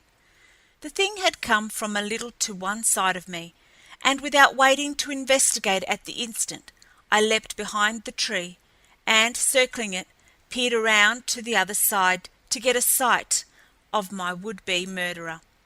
This time I was pitted against men. The spear told me that all too plainly, but so long as they didn't take me unawares or from behind, I had little fear of them. Cautiously, I edged about the far side of the trees until I could obtain a view of the spot from which the spear must have come, and when I did, I saw the head of a man just emerging from behind a bush. The fellow was quite similar in type to those I had seen upon the Isle of Wight. He was hairy and unkempt, and as he finally stepped into view, I saw that he was garbed in the same primitive fashion. He stood for a moment gazing about in search of me, and then he advanced. As he did so, a number of others precisely like him stepped from the concealing verdure of nearby bushes and followed in his wake. Keeping the trees between them and me, I ran back a short distance until I found a clump of underbrush that would effectually conceal me, for I wished to discover the strength of the party and its armament before attempting to parley with it. The useless destruction of any of these poor creatures was the farthest idea from my mind. I should have liked to have spoken with them, but I did not care to risk having to use my high-powered rifle upon them other than in the last extremity. Once in my new place of concealment, I watched them as they approached the tree. There were about 30 men in the party and 1 woman, a girl whose hands seemed to be bound behind her, and who was being pulled along by 2 of the men. They came forward warily, peering cautiously into every bush and halting often. At the body of the lion they paused, and I could see from their gesticulations and the higher pitch of their voices that they were much excited over my kill.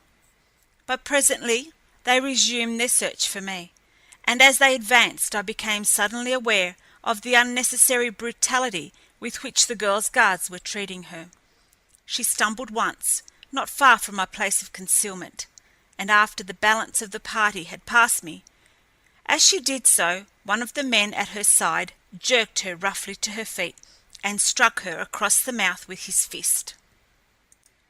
Instantly my blood boiled, and forgetting every consideration of caution, I leapt from my concealment, and springing to the man's side, felled him with a blow. So unexpected had been my act that it found him and his fellow unprepared, but instantly the latter drew the knife that protruded from his belt and lunged viciously at me, at the same time giving voice to a wild cry of alarm. The girl shrank back at sight of me, her eyes wide in astonishment, and then my antagonist was upon me. I parried his first blow with my forearm, at the same time delivering a powerful blow to his jaw that sent him reeling back, but he was at me again in an instant, though in the brief interim I had time to draw my revolver. I saw his companion crawling slowly to his feet, and the others of the party racing down upon me. There was no time to argue now, other than with the weapons we wore, and so, as the fellow lunged at me again with the wicked-looking knife, I covered his heart and pulled the trigger. Without a sound he slipped to the earth, and then I turned the weapon upon the other guard, who was now about to attack me. He, too, collapsed, and I was alone with the astonished girl. The balance of the party was some 20 paces from us, but coming rapidly. I seized her arm and drew her after me behind a nearby tree, for I had seen that with both their comrades down, the others were preparing to launch their spears. With the girl safe behind the tree, I stepped out in sight of the advancing foe, shouting to them that I was no enemy, and that they should halt and listen to me. But for answer they only yelled in derision and launched a couple of spears at me, both of which missed. I saw then that I must fight, yet still I hated to slay them, and it was only as a final resort that I dropped 2 of them with my rifle, bringing the others to a temporary halt. Again I appealed to them to desist, but they only mistook my solicitude for them for fear, and with shouts of rage and derision leapt forward once again to overwhelm me. It was now quite evident that I must punish them severely, or myself die and relinquish the girl once more to her captors. Neither of these things had I the slightest notion of doing, and so I again stepped from behind the tree, and with all the care and deliberation of target practice, I commenced picking off the foremost of my assailants. One by one the wild men dropped. Yet on came the others, fierce and vengeful, until only a few remaining. These seemed to realize the futility of combating my modern weapon with their primitive spears, and, still howling wrathfully, withdrew toward the west. Now, for the first time, I had an opportunity to turn my attention toward the girl, who had stood, silent and motionless, behind me as I pumped death into my enemies and hers from my automatic rifle. She was of medium height, well-formed, and with fine, clear-cut features. Her forehead was high, and her eyes both intelligent and beautiful. Exposure to the sun had browned a smooth and velvety skin to a shade which seemed to enhance rather than mar an altogether lovely picture of youthful femininity. A trace of apprehension marked her expression. I cannot call it fear, since I have learned to know her, and astonishment was still apparent in her eyes. She stood quite erect, her hands still bound behind her, and met my gaze with level, proud return. "What language do you speak?" I asked. "Do you understand mine?" "Yes," she replied. "It is similar to my own. I am Great-Britain. What are you?" "I am Pan-American," I answered. She shook her head. "What is that?" I pointed toward the west, far away across the ocean. Her expression altered a trifle. A slight frown contracted her brow. The expression of apprehension deepened. "Take off your cap," she said, and when, to humour her strange request, I did as she bid, she appeared relieved. Then she edged to one side and leaned over, seemingly to peer behind me. I turned quickly to see what she discovered, but finding nothing, wheeled about to see that her expression was once more altered. "You are not from there?" And she pointed toward the east. It was a half-question. "You are not from across the water there?" "No," I assured her. "I am from Pan-America, far away to the west. Have you ever heard of Pan-America?" She shook her head in negation. "I do not care where you come from," she explained. "If you are not from there, and I am sure you are not, for the men from there have horns and tails." It was with difficulty that I restrained a smile. "Who are the men from there?" I asked. "They are bad men," she replied. "Some of my people do not believe that there are such creatures. But we have a legend, a very old, old legend, that once the men from there came across to Great Britain. They came upon the water, and under the water, and even in the air. They came in great numbers, so that they rolled across the land like a great grey fog. They brought with them thunder and lightning, and smoke that killed, and they fell upon us, and slew our people by the thousands and the hundreds of thousands.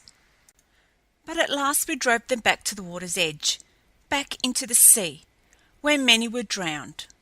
Some escaped, and these our people followed, men, women, and even children. We followed them back. That is all. The legend says our people never returned. Maybe they were all killed. Maybe they are still there. But this also is in the legend, that as we drove the men back across the water, they swore that they would return, and that when they left our shores, they would leave no human being alive behind them. I was afraid that you were from there." "By what name were these men called?" I asked. "We call them only the men from there," she replied, pointing toward the east. "I have never heard that they had another name." In the light of what I knew of ancient history, it was not difficult for me to guess the nationality of those she described simply as the men from over there. But what utter and appalling devastation the Great War must have wrought to have erased not only every sign of civilization from the face of this great land, but even the name of the enemy from the knowledge and language of the people.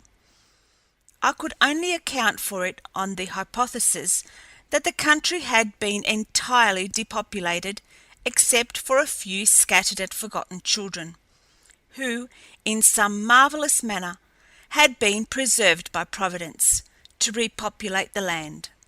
These children had, doubtless, been too young to retain in their memories to transmit to their children any but the vaguest suggestion of the cataclysm which had overwhelmed their parents.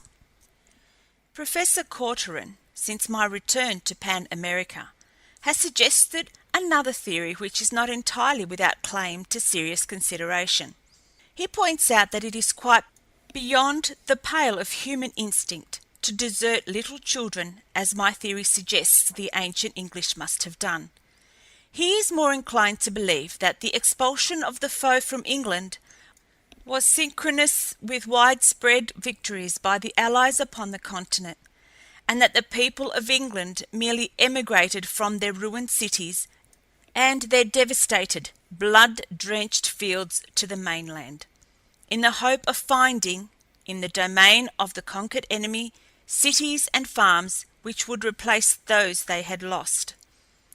The learned professor assumes that while a long-continued war had strengthened rather than weakened the instinct of paternal devotion, it had also dulled other humanitarian instincts, and raised to the first magnitude the law of the survival of the fittest, with the result that when the exodus took place, the strong, the intelligent, and the cunning, together with their offspring, crossed the waters of the Channel or the North Sea to the continent, leaving in unhappy England only the helpless inmates of asylums for the feeble-minded and insane. My objections to this, that the present inhabitants of England are mentally fit, and could therefore not have descended from an ancestry of undiluted lunacy, he brushes aside with the assertion that insanity is not necessarily hereditary, and that even though it was, in many cases, a return to natural conditions from the state of high civilization, which is thought to have induced mental disease in the ancient world, would, after several generations, have thoroughly expunged every trace of the affliction from the brains and nerves of the descendants of the original maniacs. Personally, I do not place much stock in Professor Corcoran's theory, though I admit that I am prejudiced. Naturally, one does not care to believe that the object of his greatest affection is descended from a gibbering idiot and a raving maniac.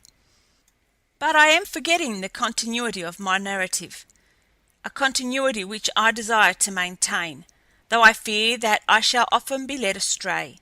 So numerous and varied are the bypaths of speculation which lead from the present-day story of the Grabitins into the mysterious past of their forebears. As I stood talking with the girl, I presently recollected that she still was bound, and with a word of apology, I drew my knife and cut the rawhide thongs which confined her wrists at her back. She thanked me, and with such a sweet smile that I should have been amply repaid by it for a much more arduous service. "And now," I said, "let me accompany you to your home, and see you safely again under the protection of your friends." "No," she said with a hint of alarm in her voice, "you must not come with me. Buckingham will kill you." Buckingham. The name was famous in ancient English history. Its survival, with many other illustrious names, is one of the strongest arguments in refutal of Professor Corcoran's theory. Yet it opens no new doors to the past, and, on the whole, rather adds to than dissipates the mystery. "And who is Buckingham?" I asked, "and why should he wish to kill me?" "He would think that you had stolen me," she replied, "and as he wishes me for himself, he will kill any other whom he thinks desires me. He killed Wetton a few days ago. My mother told me once that Wetton was my father. He was king. Now Buckingham is king." Here evidently were a people slightly superior to those of the Isle of Wight.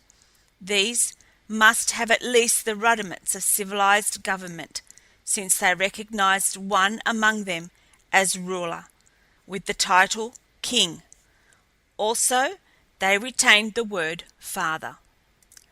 The girl's pronunciation, while far from identical with ours, was much closer than the tortured dialect of the Eastenders of the Isle of Wight. The longer I talked with her, the more hopeful I became of finding here, among her people, some records or traditions which might assist in clearing up the historic enigma of the past 2 centuries. I asked her if we were far from the city of London, but she did not know what I meant. When I tried to explain, describing mighty buildings of stone and brick, broad avenues, parks, palaces, and countless people, she but shook her head sadly. "There is no such place nearby," she said. "Only the camp of the lions has places of stone where the beasts lair, but there are no people in the camp of the lions. Who would dare go there?" And she shuddered. "The camp of the lions," I repeated. "And where is that? And what?" "It is there," she said, pointing up the river toward the west. "I have seen it from a great distance, but I have never been there. We are much afraid of the lions, for this is their country, and they are angry that man has come to live here. Far away there," and she pointed toward the southwest, "is the island of tigers, which is even worse than this, the land of the lions, for the tigers are more numerous than the lions and hungrier for human flesh. There were tigers here long ago, but both the lions and the men set upon them and drove them off." "Where did these savage beasts come from?" I asked. "Ah," she replied, "they have been here always. It is their country." "Do they not kill and eat your people?" I asked. "Often, when we meet them by accident, and we are too few to slay them, or when one goes too close to their camp. But seldom do they hunt us, for they find what food they need among the deer and wild cattle. And too, we make them gifts, for Are we not intruders in their country? Really, we live upon good terms with them, though I should not care to meet one were there not many spears in my party. I should like to visit this camp of the lions, I said. Oh, no, you must not, cried the girl. That would be terrible. They would eat you. For a moment, then she seemed lost in thought. But presently she turned upon me with, You must go now, for any minute Buckingham may come in search of me. Long since should they have learnt that I am gone from the camp. They watch over me very closely, and they will set out after me. Go! I shall wait here until they come in search of me. No, I told her. I'll not leave you alone in a land infested by lions and other wild beasts. If you won't let me go as far as your camp with you, then I'll wait here until they come in search of you. Please go, she begged. You have saved me, and I would save you. But nothing will save you if Buckingham gets his hands on you. He is a bad man. He wishes to have me for his woman, so that he may be king. He would kill anyone who befriended me, for fear that I might become another's. Didn't you say that Buckingham is already the king? I asked. He is. He took my mother for his woman after he had killed Wetton. But my mother will die soon. She is very old. And then the man to whom I belong will become king. Finally, after much questioning, I got the thing through my head. It appears that the line of descent is through the women. A man is merely head of his wife's family. That is all. If she chances to be the oldest female member of the royal house, he is king. Very naively, the girl explained that there was seldom any doubt as to whom a child's mother was. This accounted for the girl's importance in the community, and for Buckingham's anxiety to claim her, though she told me that she did not wish to become his woman, for he was a bad man and would make a bad king. But he was powerful, and there was no other man who dared dispute his wishes. Why not come with me, I suggested, if you do not wish to become Buckingham's? Where would you take me? She asked. Where indeed? I had not thought of that. But before I could reply to her question, she shook her head and said, No, I cannot leave my people. I must stay and do my best, even if Buckingham gets me. But you must go at once. Do not wait until it is too late. The lions have had no offering for a long time, and Buckingham would seize upon the first stranger as a gift to them. I did not perfectly understand what she meant, and was about to ask her when a heavy body leapt upon me from behind, and great arms encircled my neck. I struggled to free myself and turn upon my antagonist, but in another instant I was overwhelmed by a half-dozen powerful, half-naked men, while a score of others surrounded me, a couple of whom seized the girl. I fought as best I could for my liberty and for hers, but the weight of numbers was too great, though I had the satisfaction at least of giving them a good fight.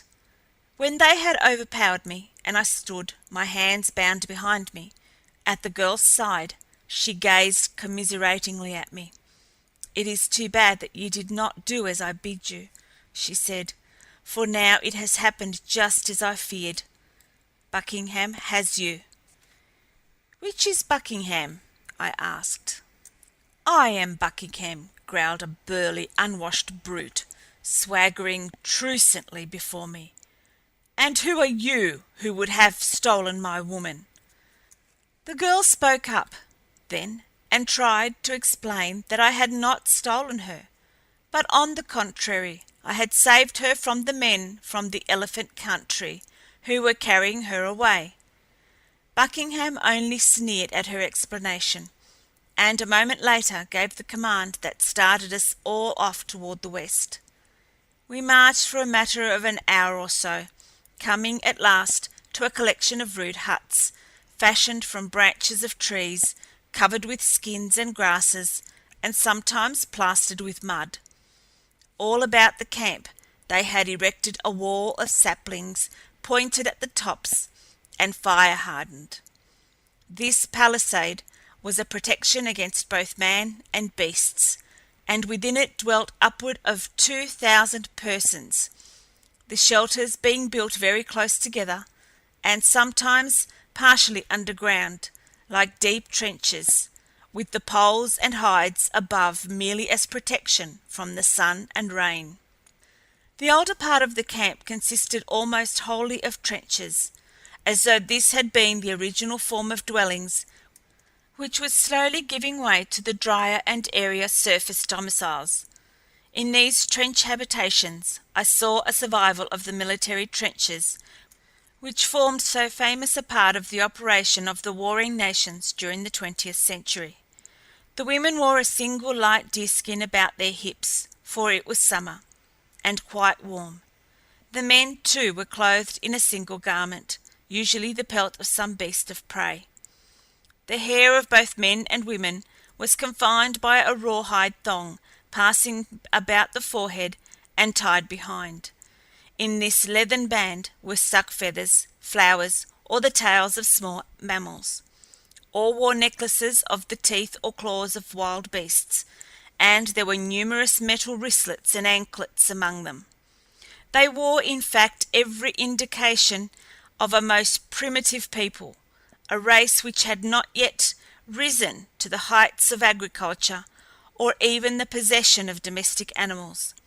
They were hunters, the lowest plane in the evolution of the human race, of which science takes cognizance. And yet, as I looked at their well-shaped heads, their handsome features, and their intelligent eyes, it was difficult to believe that I was not among my own. It was only when I took into consideration their mode of living, their scant apparel, the lack of every least luxury among them, that I was forced to admit that they were, in truth, but ignorant savages. Buckingham had relieved me of my weapons, though he had not the slightest idea of their purpose or uses, and when we reached the camp, he exhibited both me and my arms with every indication of pride in this great capture. The inhabitants flocked around me, examining my clothing, and exclaiming in wonderment at each new discovery of button, buckle, pocket, and flap. It seemed incredible that such a thing could be, almost within a stone's throw of the spot where but a brief 2 centuries before had stood the greatest city of the world. They bound me to a small tree that grew in the middle of one of their crooked streets, but the girl they released as soon as we had entered the enclosure. The people greeted her with every mark of respect as she hastened to a large hut near the centre of the camp. Presently she returned with a fine-looking white-haired woman, who proved to be her mother. The older woman carried herself with a regal dignity that seemed quite remarkable in a place of such primitive squalor. The people fell aside as she approached, making a wide way for her and her daughter. When they had come near and stopped before me, the older woman addressed me. "My daughter has told me," she said, "of the manner in which you rescued her from the men of the Elephant Country. If Wetton lived, you would be well treated, but Buckingham has taken me now, and is king. You can hope for nothing from such a beast as Buckingham." The fact that Buckingham stood within a pace of us and was an interested listener appeared not to temper her expressions in the slightest. "Buckingham is a pig," she continued. "He is a coward. He came upon Wetton from behind and ran his spear through him. He will not be king for long. Someone will make a face at him, and he will run away and jump into the river." The people began to titter and clap their hands. Buckingham became red in the face. It was evident that he was far from popular. "If he dared," went on the old lady, "he would kill me now, but he does not dare. He is too great a coward. If I could help you, I should gladly do so. but I am only queen, the vehicle that has helped carry down unsullied the royal blood from the days when Great Britain was a mighty country." The old queen's words had a noticeable effect upon the mob of curious savages which surrounded me. The moment they discovered that the old queen was friendly to me, and that I had rescued her daughter, they commenced to accord me a more friendly interest, and I heard many words spoken in my behalf, and demands were made that I not be harmed. But now Buckingham interfered. He had no intention of being robbed of his prey. Blustering and storming, he ordered the people back to their huts, at the same time directing 2 of his warriors to confine me in a dugout in one of the trenches close to his own shelter. Here they threw me upon the ground, binding my ankles together and trussing them up to my wrists behind. There they left me, lying upon my stomach, a most uncomfortable and strained position, to which was added the pain where the cords cut into my flesh.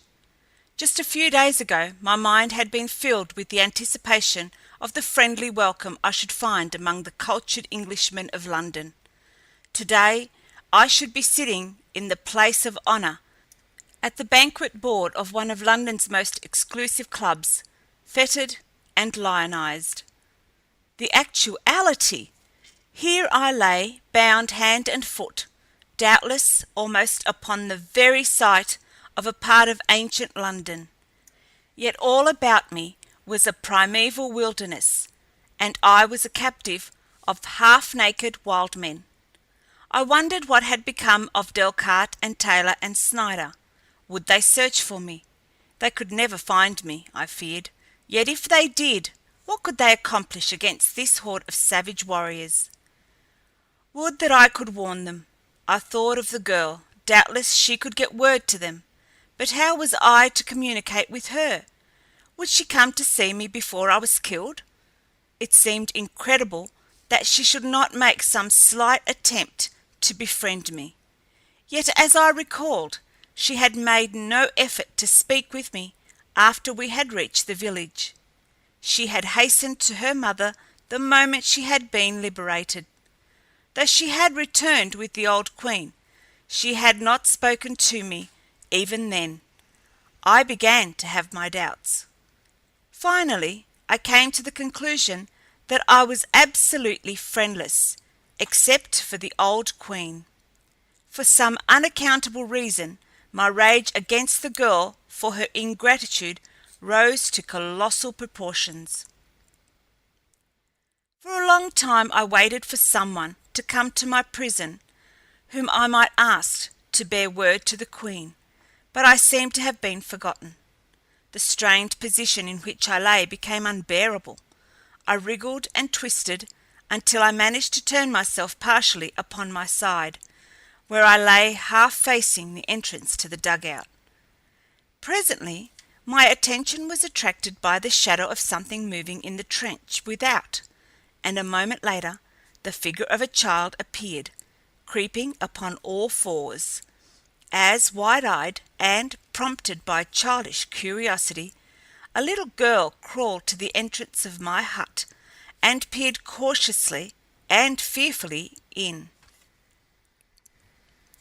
I did not speak at first, for fear of frightening the little one away, but when I was satisfied that her eyes had become sufficiently accustomed to the subdued light of the interior, I smiled.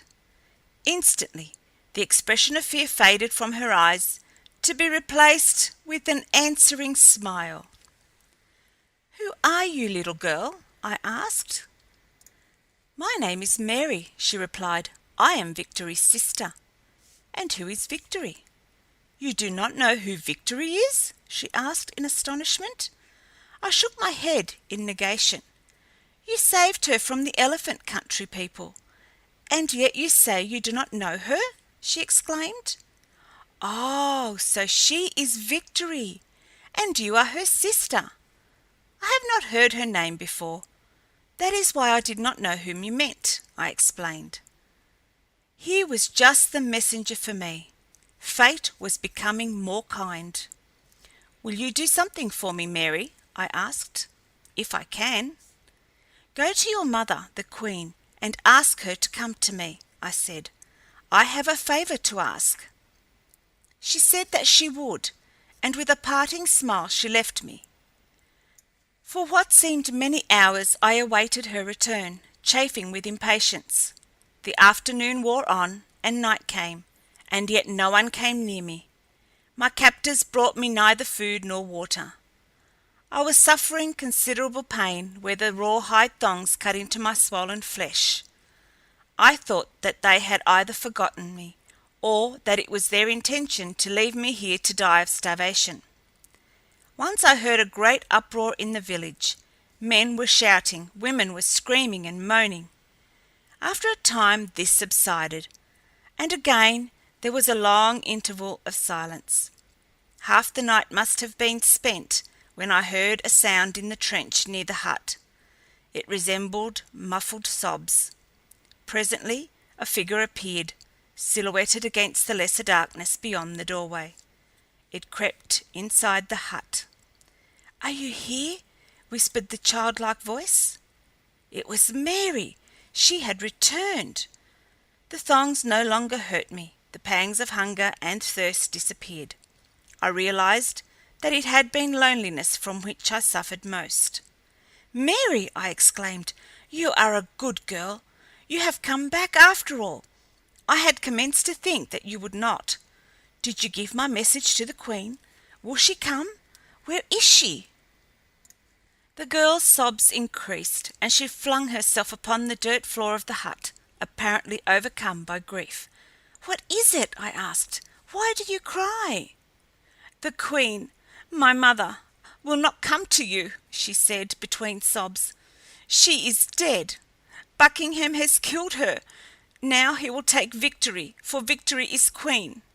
He kept us fastened up in our shelter, for fear that Victory would escape him. But I dug a hole beneath the back wall and got out. I came to you, because you saved Victory once before, and I thought that you might save her again, and me also.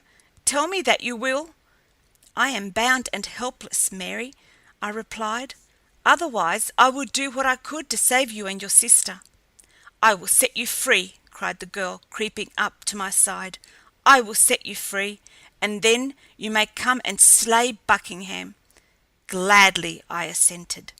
"We must hurry," she went on as she fumbled with the hard knots in the stiffened rawhide, "for Buckingham will be after you soon.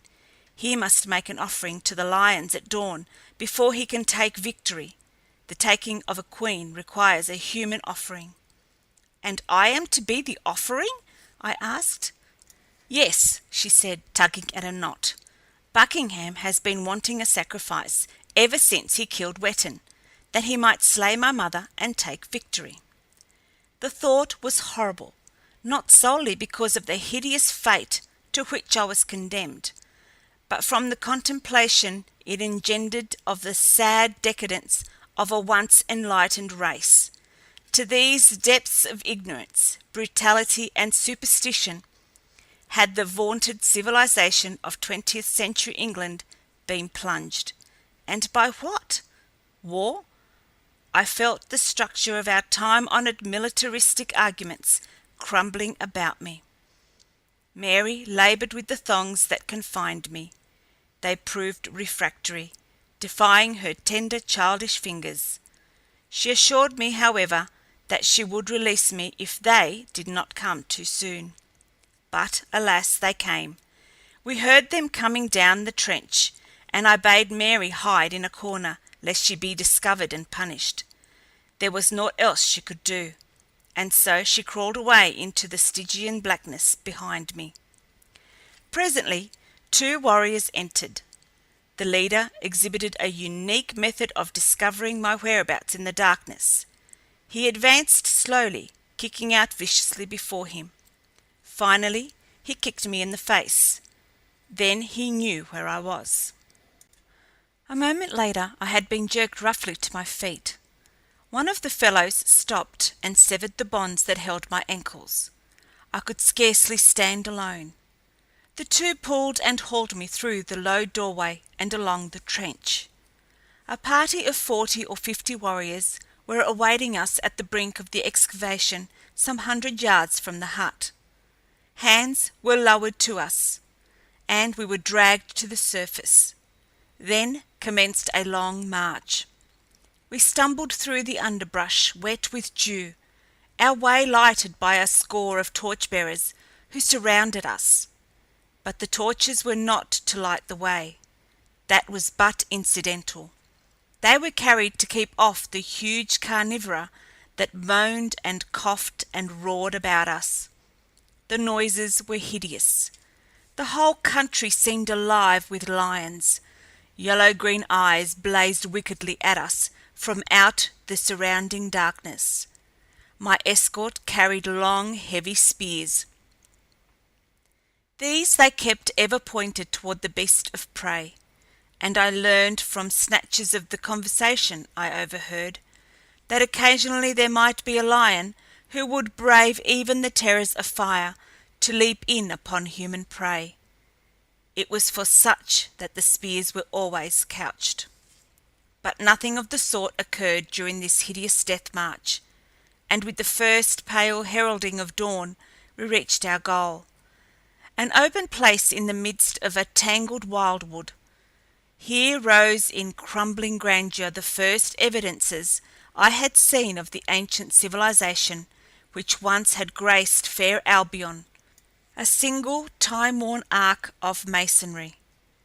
"The entrance to the camp of the lions," murmured one of the party in a voice husky with awe.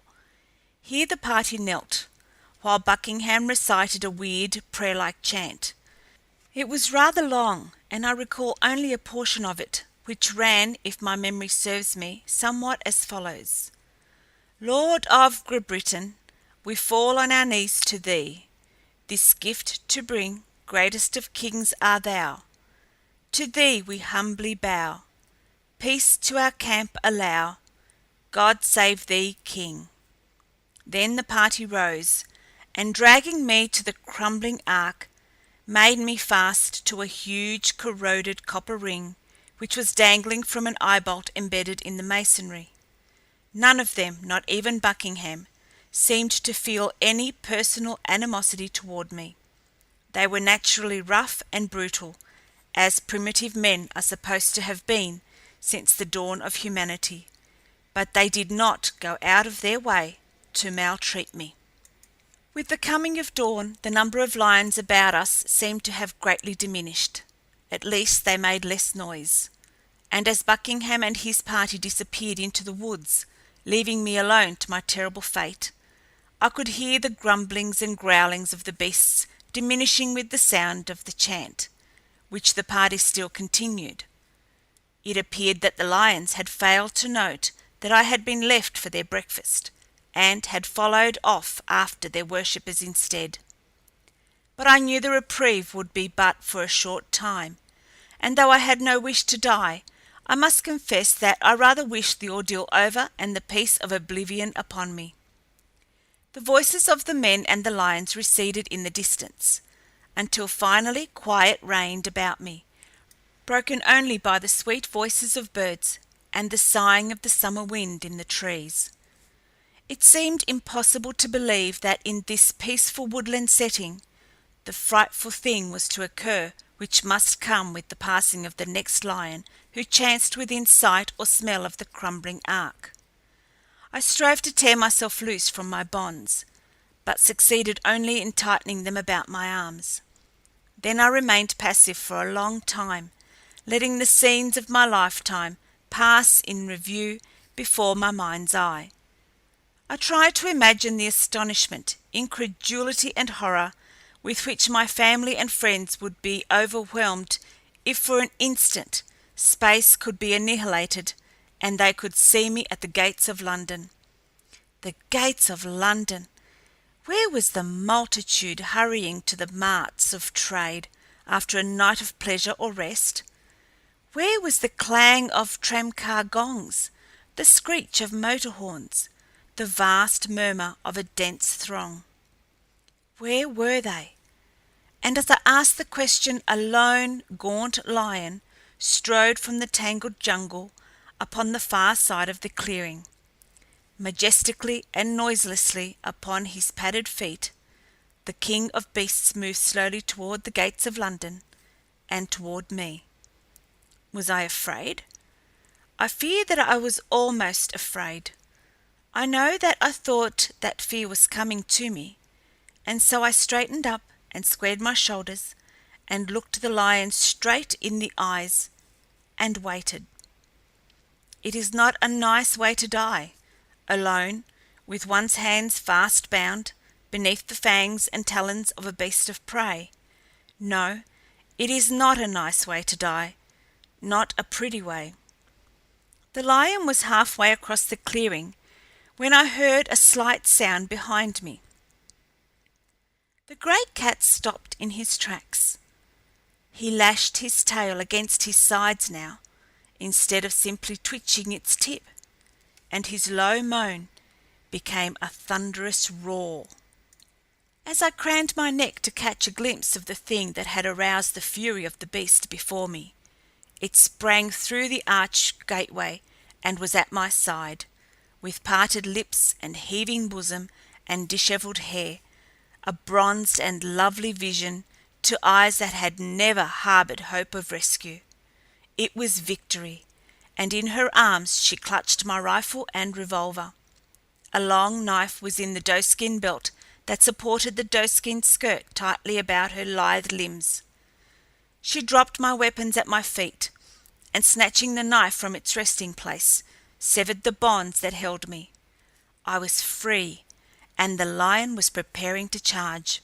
"Run!" I cried to the girl as I bent and seized my rifle. But she only stood there at my side, her bared blade ready in her hand. The lion was bounding toward us now in prodigious leaps. I raised the rifle and fired.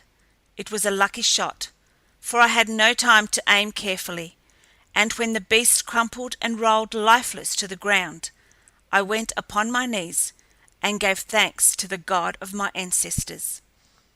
And still upon my knees I turned, and taking the girl's hand in mine, I kissed it. She smiled at that, and laid her other hand upon my head. "You have strange customs in your country," she said. I could not but smile at that when I thought how strange it would seem to my countrymen could they but see me kneeling there on the site of London, kissing the hand of England's queen. "And now," I said as I rose, "you must return to the safety of your camp. I will go with you until you are near enough to continue alone in safety. Then I shall try to return to my comrades." "I will not return to the camp," she replied. "But what shall you do?" "I do not know. Only I shall never go back while Buckingham lives. I should rather die than go back to him. Mary came to me after they had taken you from the camp, and told me. I found your strange weapons and followed with them. It took me a little longer, for often I had to hide in the trees that the lions might not get me. But I came in time, and now you are free to go back to your friends." "And leave you here?" I exclaimed. She nodded, but I could see through all her brave front that she was frightened at the thought. I could not leave her, of course. But what in the world was I to do, cumbered with the care of a young woman, and a queen at that? I was at a loss to know. I pointed out that phase of it to her, but she only shrugged her shapely shoulders and pointed to her knife. It was evident that she felt entirely competent to protect herself.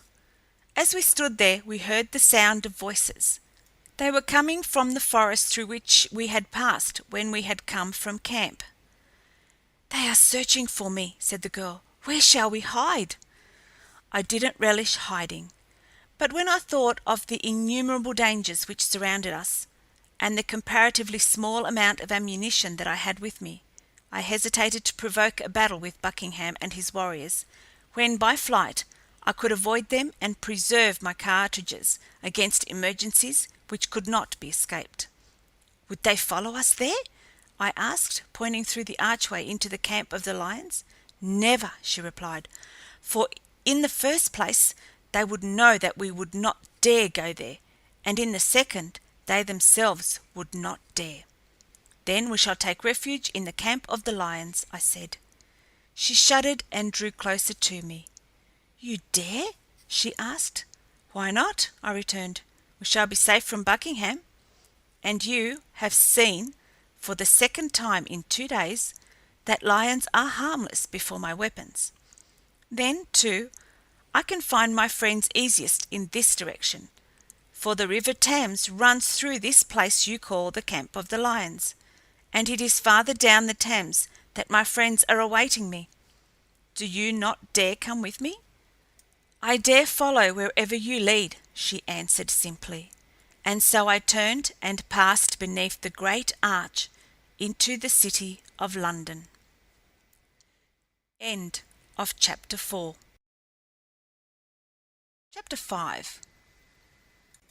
As we entered deeper into what had once been the city, the evidences of man's past occupancy became more frequent.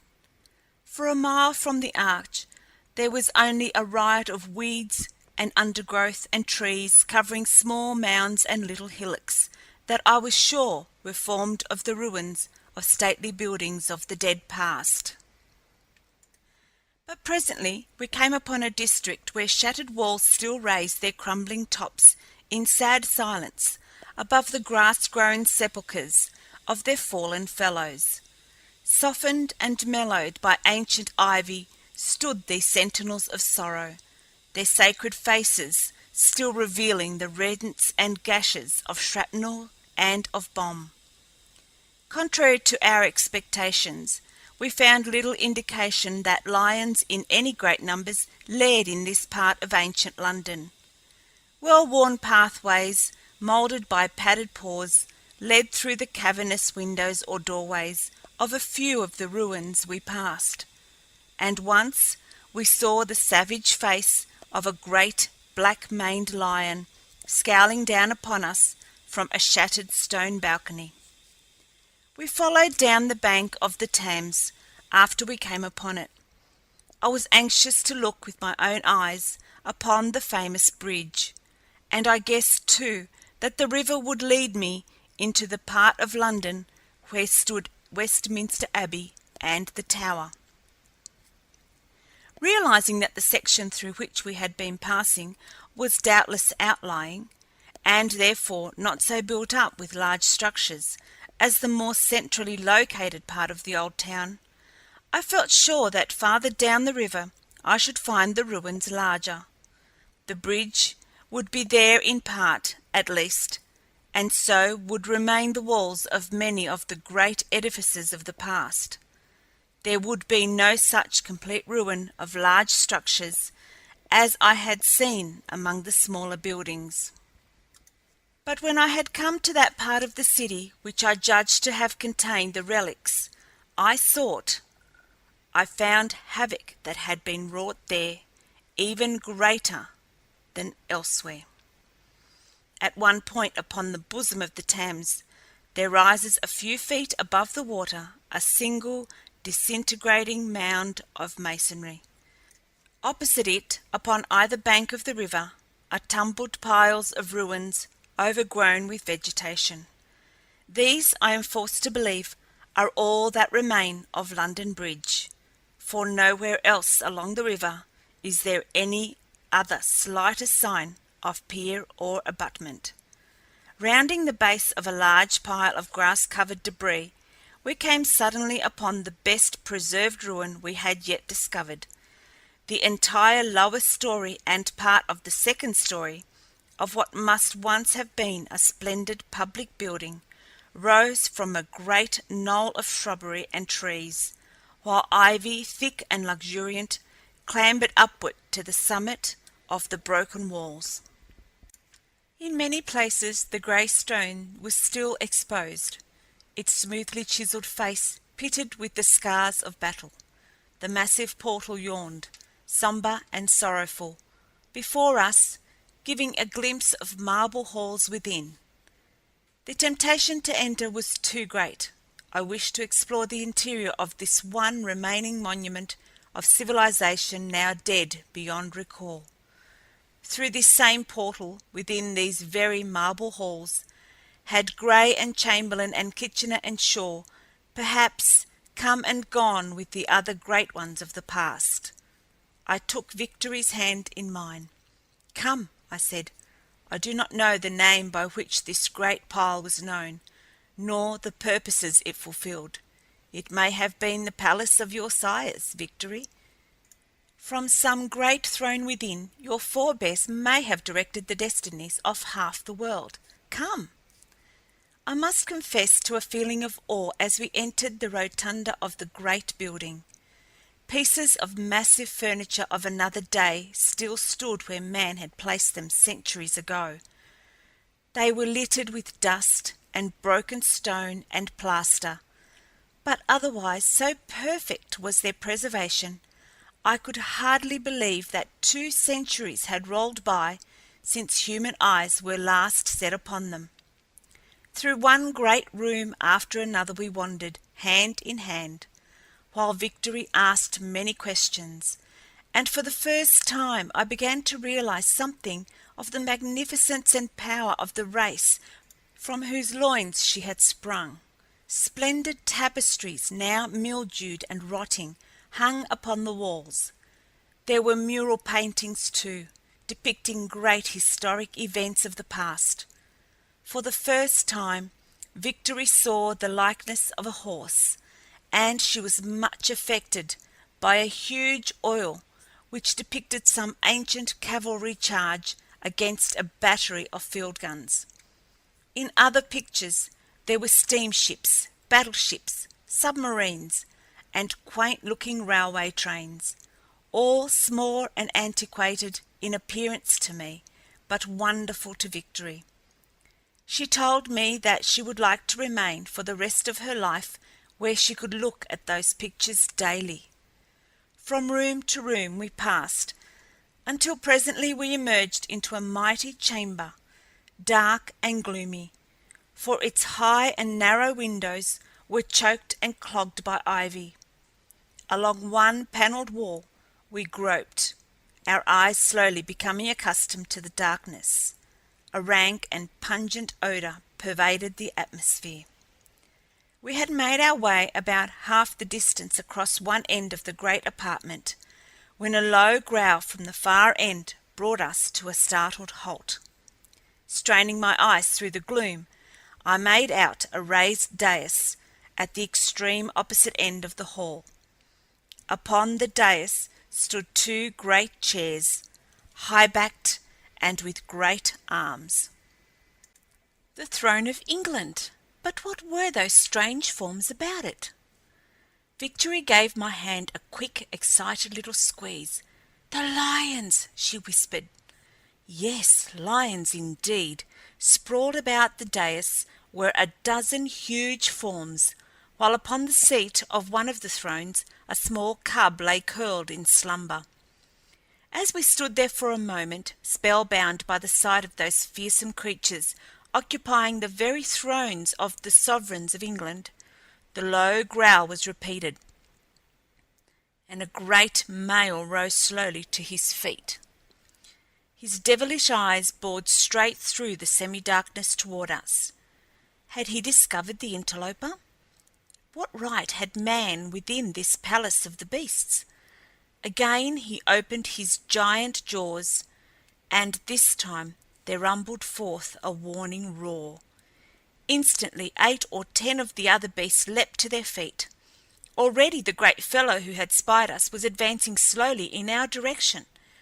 I held my rifle ready, but how futile it appeared in the face of this savage horde. The foremost beast broke into a slow trot, and at his heels came the others.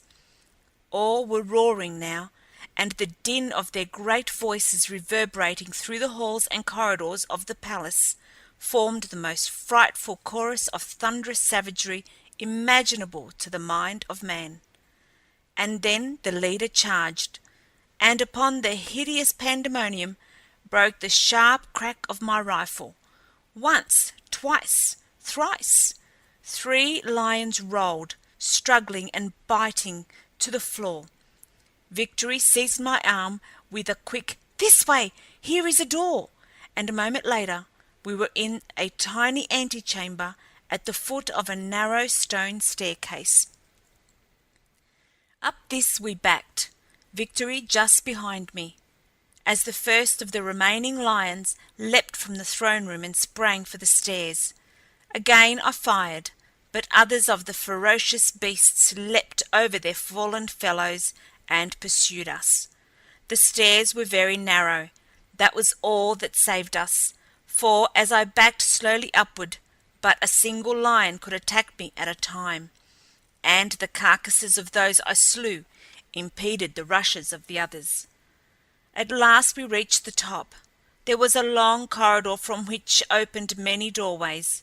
One, directly behind us, was tight closed. If we could open it and pass into the chamber behind, we might find a respite from attack.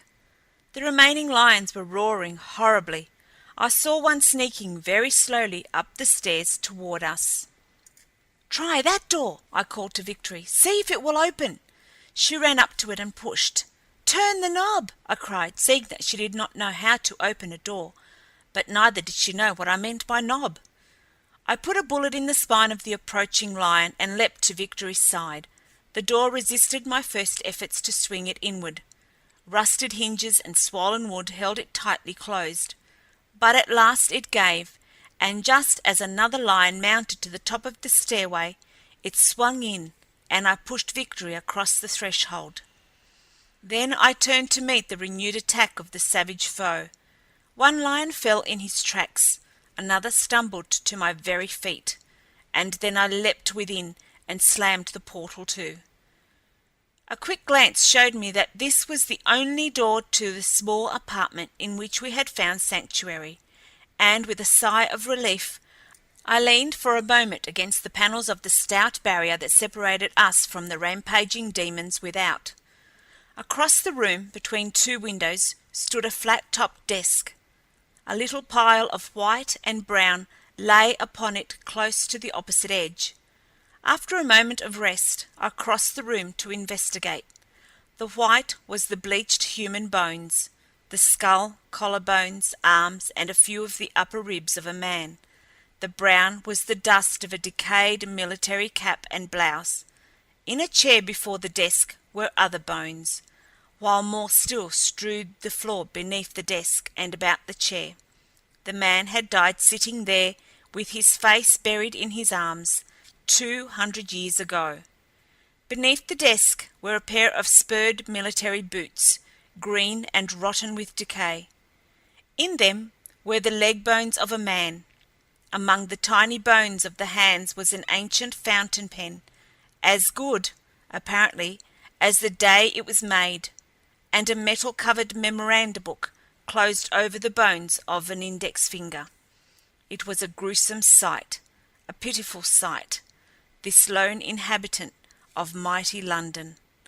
I picked up the metal-covered memoranda book. Its pages were rotten and stuck together. Only here and there was a sentence or a part of a sentence legible. The first that I could read was near the middle of the little volume.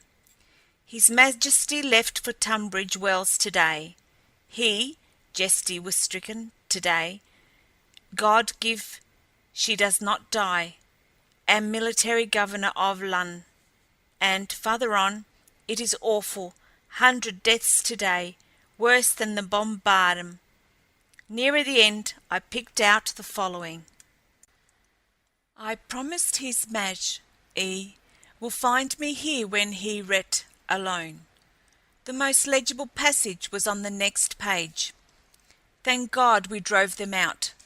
There is not a single man on British soil today, but at what awful cost.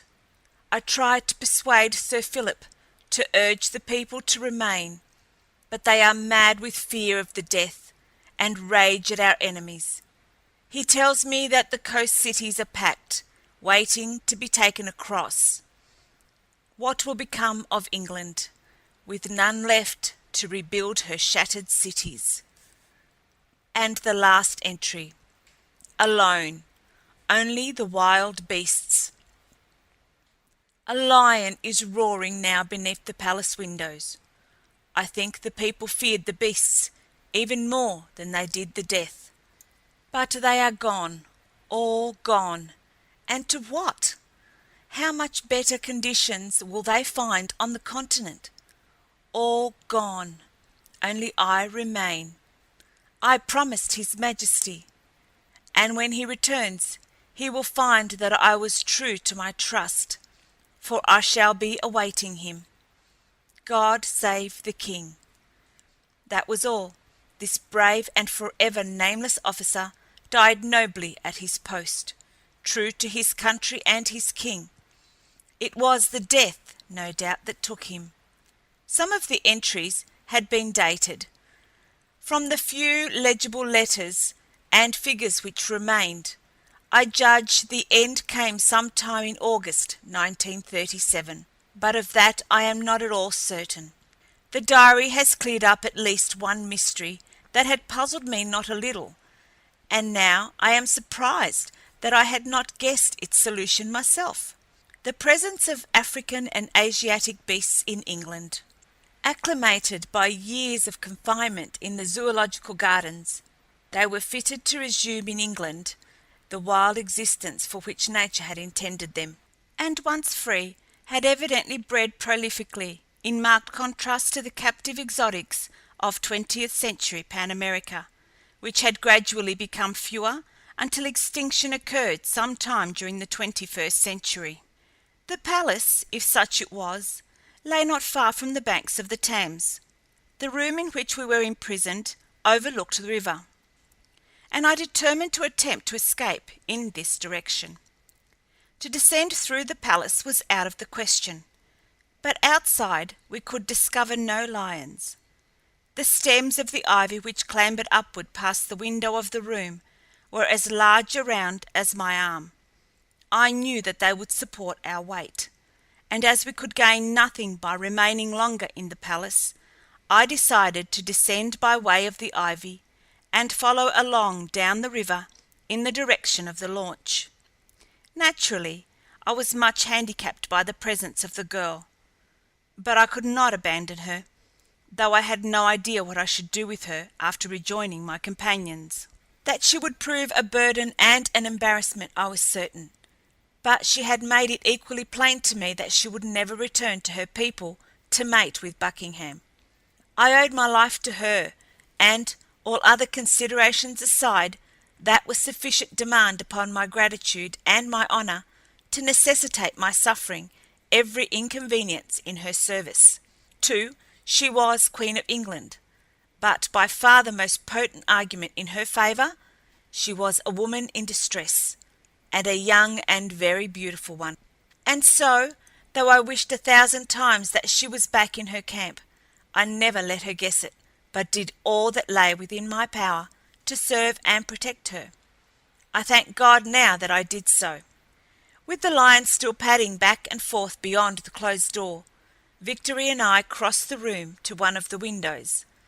I had outlined my plan to her, and she had assured me that she could descend the ivy without assistance. In fact, she smiled a trifle at my question. Swinging myself outward, I began the descent, and had come to within a few feet of the ground, being just opposite a narrow window, when I was startled by a savage growl almost in my ear, and then a great taloned paw darted from the aperture to seize me, and I saw the snarling face of a lion within the embrasure. Releasing my hold upon the ivy, I dropped the remaining distance to the ground, saved from laceration only because the lion's paw struck the thick stem of ivy. The creature was making a frightful racket now, leaping back and forth from the floor at the broad window ledge, tearing at the masonry with his claws in vain attempts to reach me. But the opening was too narrow, and the masonry too solid. Victory had commenced the descent, but I called to her to stop just above the window, and as the lion reappeared, growling and snarling, I put a .33 bullet in his face, and at the same moment Victory slipped quickly past him, dropping into my upraised arms that were awaiting her. The roaring of the beasts that had discovered us, together with the report of my rifle, had set the balance of the fierce inmates of the palace into the most frightful uproar I had ever heard. I feared that it would not be long before intelligence or instinct would draw them from the interiors and set them upon our trail, the river. Nor had we much more than reached it when a lion bounded around the corner of the edifice we had just quitted and stood looking about as though in search of us. Following came others, while Victory and I crouched in hiding behind a clump of bushes close to the bank of the river.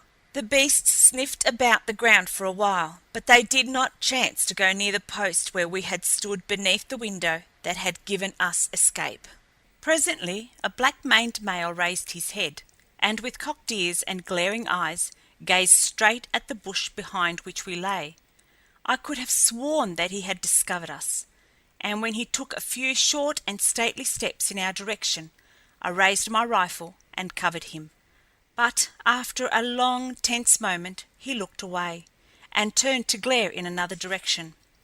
I breathed a sigh of relief, and so did Victory. I could feel her body quiver as she lay pressed close to me, our cheeks almost touching, as we both peered through the same small opening in the foliage. I turned to give her a reassuring smile as the lion indicated that he had not seen us, and as I did so she too turned her face toward mine, for the same purpose doubtless. Anyway, as our heads turned simultaneously, our lips brushed together. A startled expression came into Victory's eyes as she drew back in evident confusion. As for me, the strangest sensation that I have ever experienced claimed me for an instant. A peculiar, tingling thrill ran through my veins, and my head swam. I could not account for it. Naturally, being a naval officer, and consequently in the best society of the Federation, I have seen much of women. With others, I have laughed at the assertions of the savants that modern man is a cold and passionless creation in comparison with the males of former ages, in a world that love, as the one grand passion, had ceased to exist. I do not know, now, but that they were more nearly right than we have guessed, at least in so far as modern civilized woman is concerned. I have kissed many women, young and beautiful, and middle-aged and old, and many that I had no business kissing, but never before had I experienced that remarkable and altogether delightful thrill that followed the accidental brushing of my lips against the lips of Victory. The occurrence interested me, and I was tempted to experiment further, but when I would have essayed it another new and entirely unaccountable force restrained me. For the first time in my life I felt embarrassment in the presence of a woman. What further might have developed I cannot say, for at that moment a perfect she-devil of a lioness, with keener eyes than her lord and master, discovered us. She came trotting toward our place of concealment, growling and baring her yellow fangs. I waited for an instant, hoping that I might be mistaken, and that she would turn off in some other direction. But no, she increased her trot to a gallop, and then I fired at her. But the bullet, though it struck her full in the breast, didn't stop her. Screaming with pain and rage, the creature fairly flew toward us. Behind her came other lions. Our case looked hopeless. We were upon the brink of the river. There seemed no avenue of escape, and I knew that even my modern automatic rifle was inadequate in the face of so many of these fierce beasts. To remain where we were would have been suicidal. We were both standing now, Victory keeping her place bravely at my side, when I reached the only decision open to me. Seizing the girl's hand, I turned, just as the lioness crashed into the opposite side of the bushes, and dragging Victory after me, leapt over the edge of the bank into the river. I did not know that lions are not fond of water, nor did I know if Victory could swim, but death, immediate and terrible, stared us in the face if we remained. and so I took the chance. At this point the current ran close to the shore, so that we were immediately in deep water, and to my intense satisfaction Victory struck out with a strong overhand stroke and set all my fears on her account at rest. But my relief was short-lived. That lioness, as I have said before, was a veritable devil. She stood for a moment glaring at us.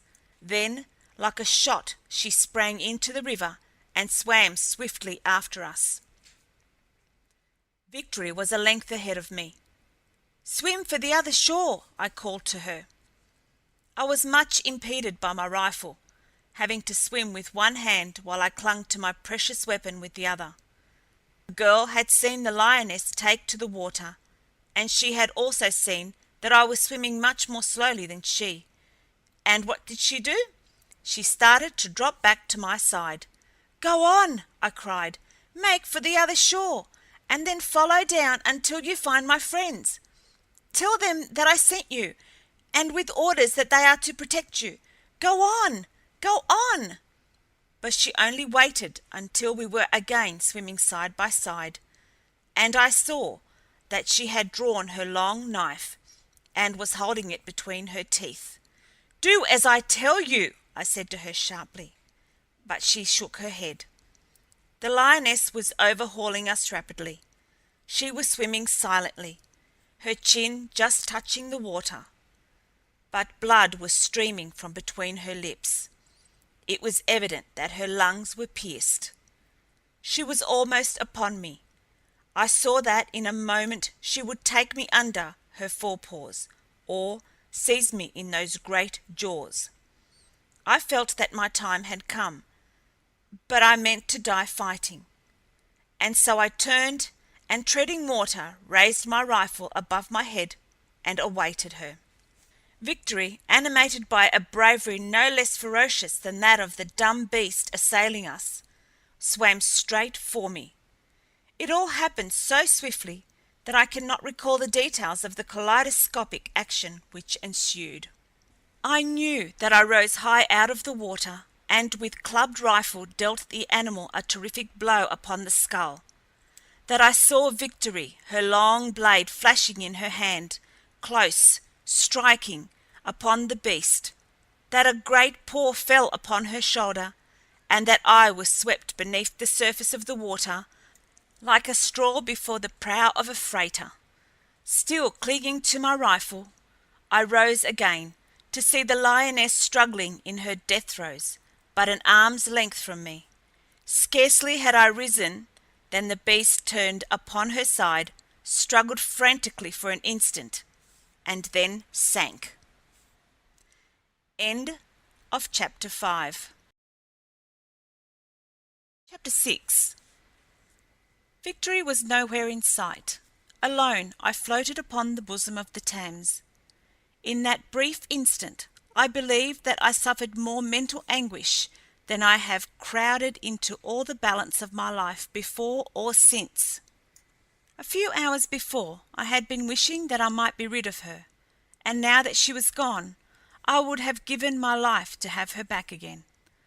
Wearily I turned to swim about the spot where she had disappeared, hoping that she might rise once at least, and I would be given the opportunity to save her. And as I turned, the water boiled before my face, and her head shot up before me. I was on the point of striking out to seize her, when a happy smile illuminated her features. "You are not dead," she cried. "I have been searching the bottom for you. I was sure that the blow she gave you must have disabled you." And she glanced about for the lioness. "She has gone?" she asked. "Dead," I replied. "The blow you struck her with the thing you call rifle stunned her," she explained, and then I swam in close enough to get my knife into her heart. Ah, such a girl! I could not but wonder what one of our own Pan-American women would have done under like circumstances. But then, of course, they have not been trained by stern necessity to cope with the emergencies and dangers of savage primeval life. Along the bank we had just quitted a score of lions paced to and fro, growling menacingly. We could not return, and we struck out for the opposite shore. I am a strong swimmer, and had no doubt as to my ability to cross the river, but I was not so sure about Victory, so I swam close behind her, to be ready to give her assistance should she need it. She did not, however, reaching the opposite bank as fresh, apparently, as when she entered the water. Victory is a wonder. Every day that we were together brought new proofs of it. Nor was it her courage or vitality only which amazed me. She had a head on those shapely shoulders of hers, and dignity. My, but she could be regal when she chose. She told me that the lions were fewer upon this side of the river, but that there were many wolves, running in great packs later in the year. Now they were north somewhere, and we should have little to fear from them, though we might meet with a few. My first concern was to take my weapons apart and dry them, which was rather difficult in the face of the fact that every rag about me was drenched. But finally, thanks to the sun and much rubbing, I succeeded, though I had no oil to lubricate them. We ate some wild berries and roots that Victory found, and then we set off again down the river, keeping an eye open for game on one side and the launch on the other, for I thought that Delcarte, who would be the natural leader during my absence, might run up the Thames in search of me.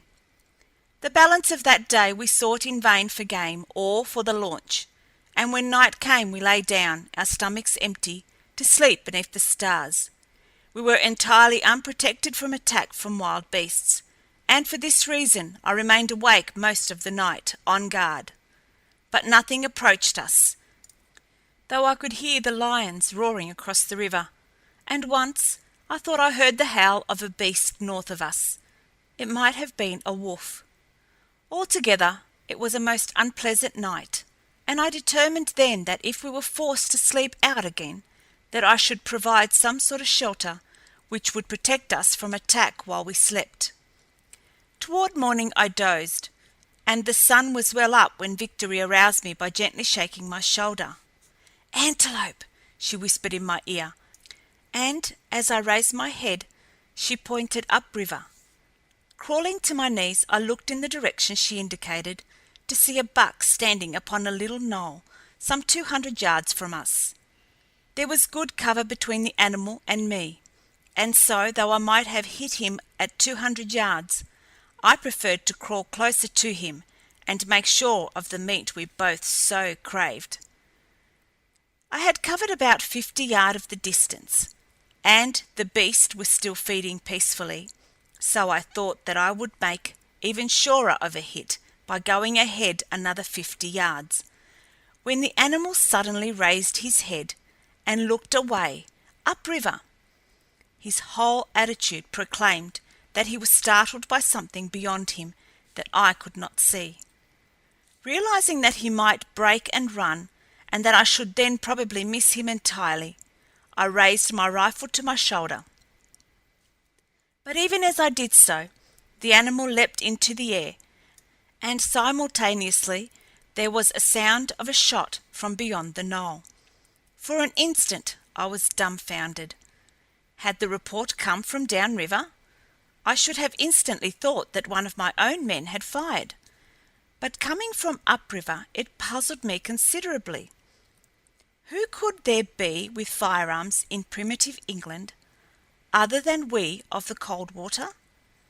Victory was directly behind me, and I motioned for her to lie down, as I did, behind the bush from which I had been upon the point of firing at the antelope.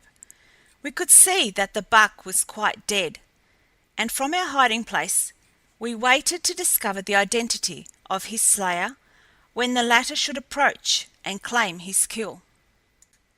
We had not long to wait, and when I saw the head and shoulders of a man appear above the crest of the knoll, I sprang to my feet with a heartfelt cry of joy, for it was Delcarte. At the sound of my voice, Delcarte half raised his rifle in readiness for the attack of an enemy, but a moment later he recognized me and was coming rapidly to meet us. Behind him was Snider. They both were astounded to see me upon the north bank of the river, and much more so at the sight of my companion. Then I introduced them to Victory, and told them that she was Queen of England. They thought at first that I was joking, but when I had recounted my adventures and they realized that I was in earnest, they believed me.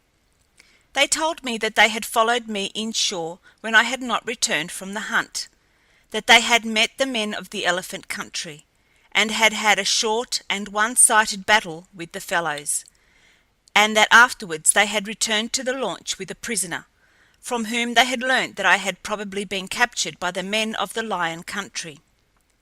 With the prisoner as a guide, they had set off upriver in search of me, but had been much delayed by motor trouble, and had finally camped after dark a half-mile above the spot where Victory and I had spent the night. They must have passed us in the dark, and why I did not hear the sound of the propeller I do not know, unless it passed me at a time when the lions were making an unusually ear-splitting din upon the opposite side. Taking the Antelope with us, we all returned to the launch, where we found Taylor as delighted to see me alive again as Delcarte had been. I cannot say truthfully that Snider evinced much enthusiasm at my rescue. Taylor had found the ingredients for chemical fuel, and the distilling of them had, with the motor trouble, accounted for their delay in setting out after me. The prisoner that Delcarte and Snider had taken was a powerful young fellow from the Elephant Country.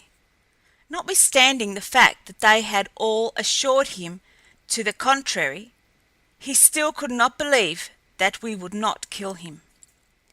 He assured us that his name was 36, and as he could not count above 10, I am sure that he had no conception of the correct meaning of the word, and that it may have been handed down to him either from the military number of an ancestor who had served in the English ranks during the Great War, or that originally it was the number of some famous regiment with which a forebear fought. Now that we were reunited, we held a council to determine what course we should pursue in the immediate future. Snider was still for setting out to sea and returning to Pan America, but the better judgment of Delcarte and Taylor ridiculed the suggestion. We should not have lived a fortnight. To remain in England, constantly menaced by wild beasts and men equally as wild, seemed about as bad. I suggested that we cross the Channel and ascertain if we could not discover a more enlightened and civilized people upon the continent. I was sure that some trace of the ancient culture and greatness of Europe must remain. Germany, probably, would be much as it was during the 20th century, for, in common with most Pan-Americans, I was positive that Germany had been victorious in the Great War. Snider demurred at the suggestion. He said that it was bad enough to have come this far. He did not want to make it worse by going to the continent. The outcome of it was that I finally lost my patience, and told him that from then on he would do what I thought best, that I proposed to assume command of the party, and that they might all consider themselves under my orders, as much so as though we were still aboard the Coldwater and in Pan American waters. Delcarte and Taylor immediately assured me that they had not for an instant assumed anything different, and that they were as ready to follow and obey me here as they would be upon the other side of 30. Snider said nothing, but he wore a sullen scowl. And I wished then, as I had before, and as I did to a much greater extent later, that fate had not decreed that he should have chanced to be a member of the launch's party upon that memorable day when last we quitted the Coldwater. Victory, who was given a voice in our councils, was all for going to the continent, or anywhere else, in fact, where she might see new sights and experience new adventures. "Afterward we can come back to Great Britain," she said, and if Buckingham is not dead, and we can catch him away from his men and kill him, then I can return to my people, and we can all live in peace and happiness."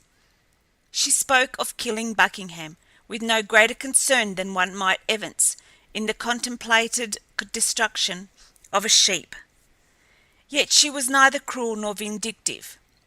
In fact, Victory is a very sweet and womanly woman.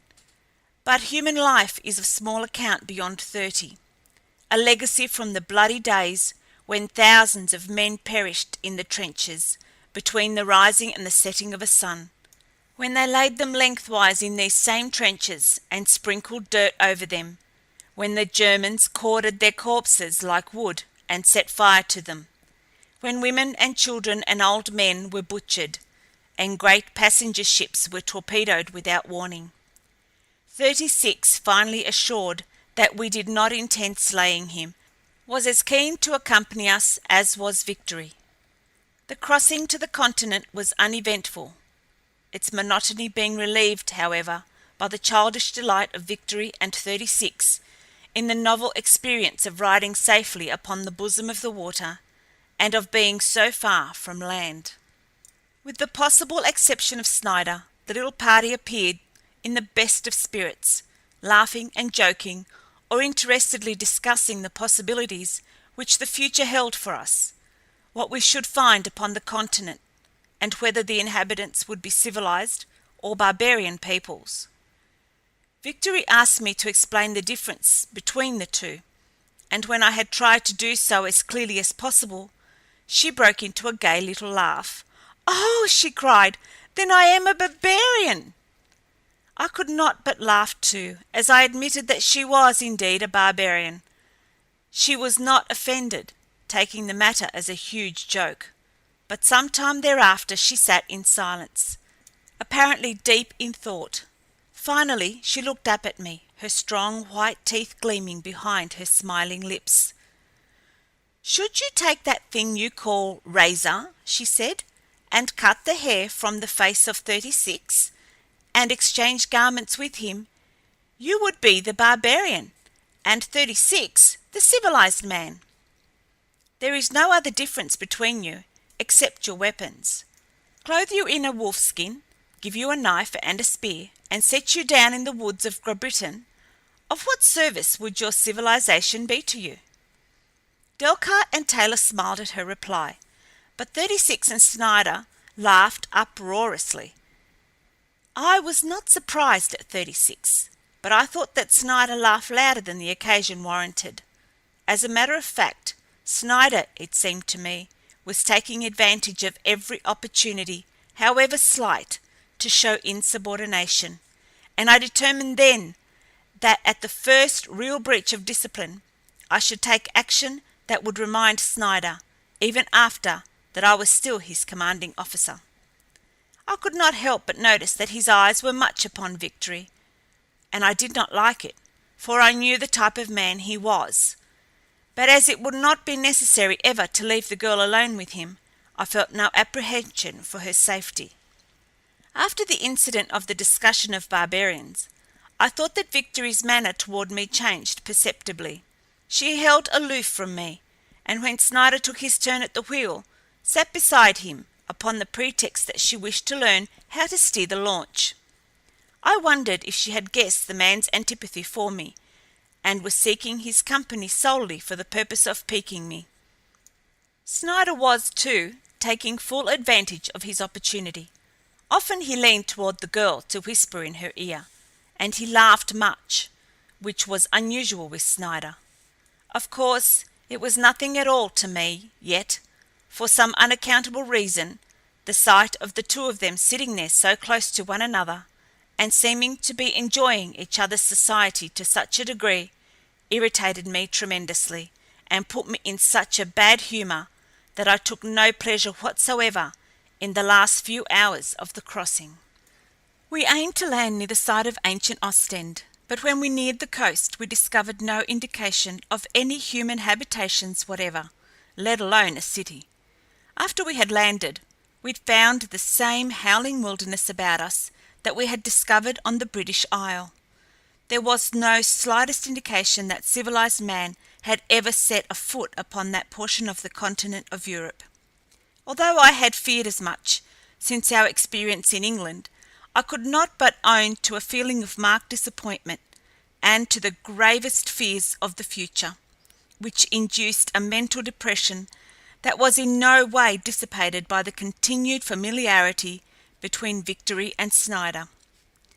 I was angry with myself that I permitted that matter to affect me as it had.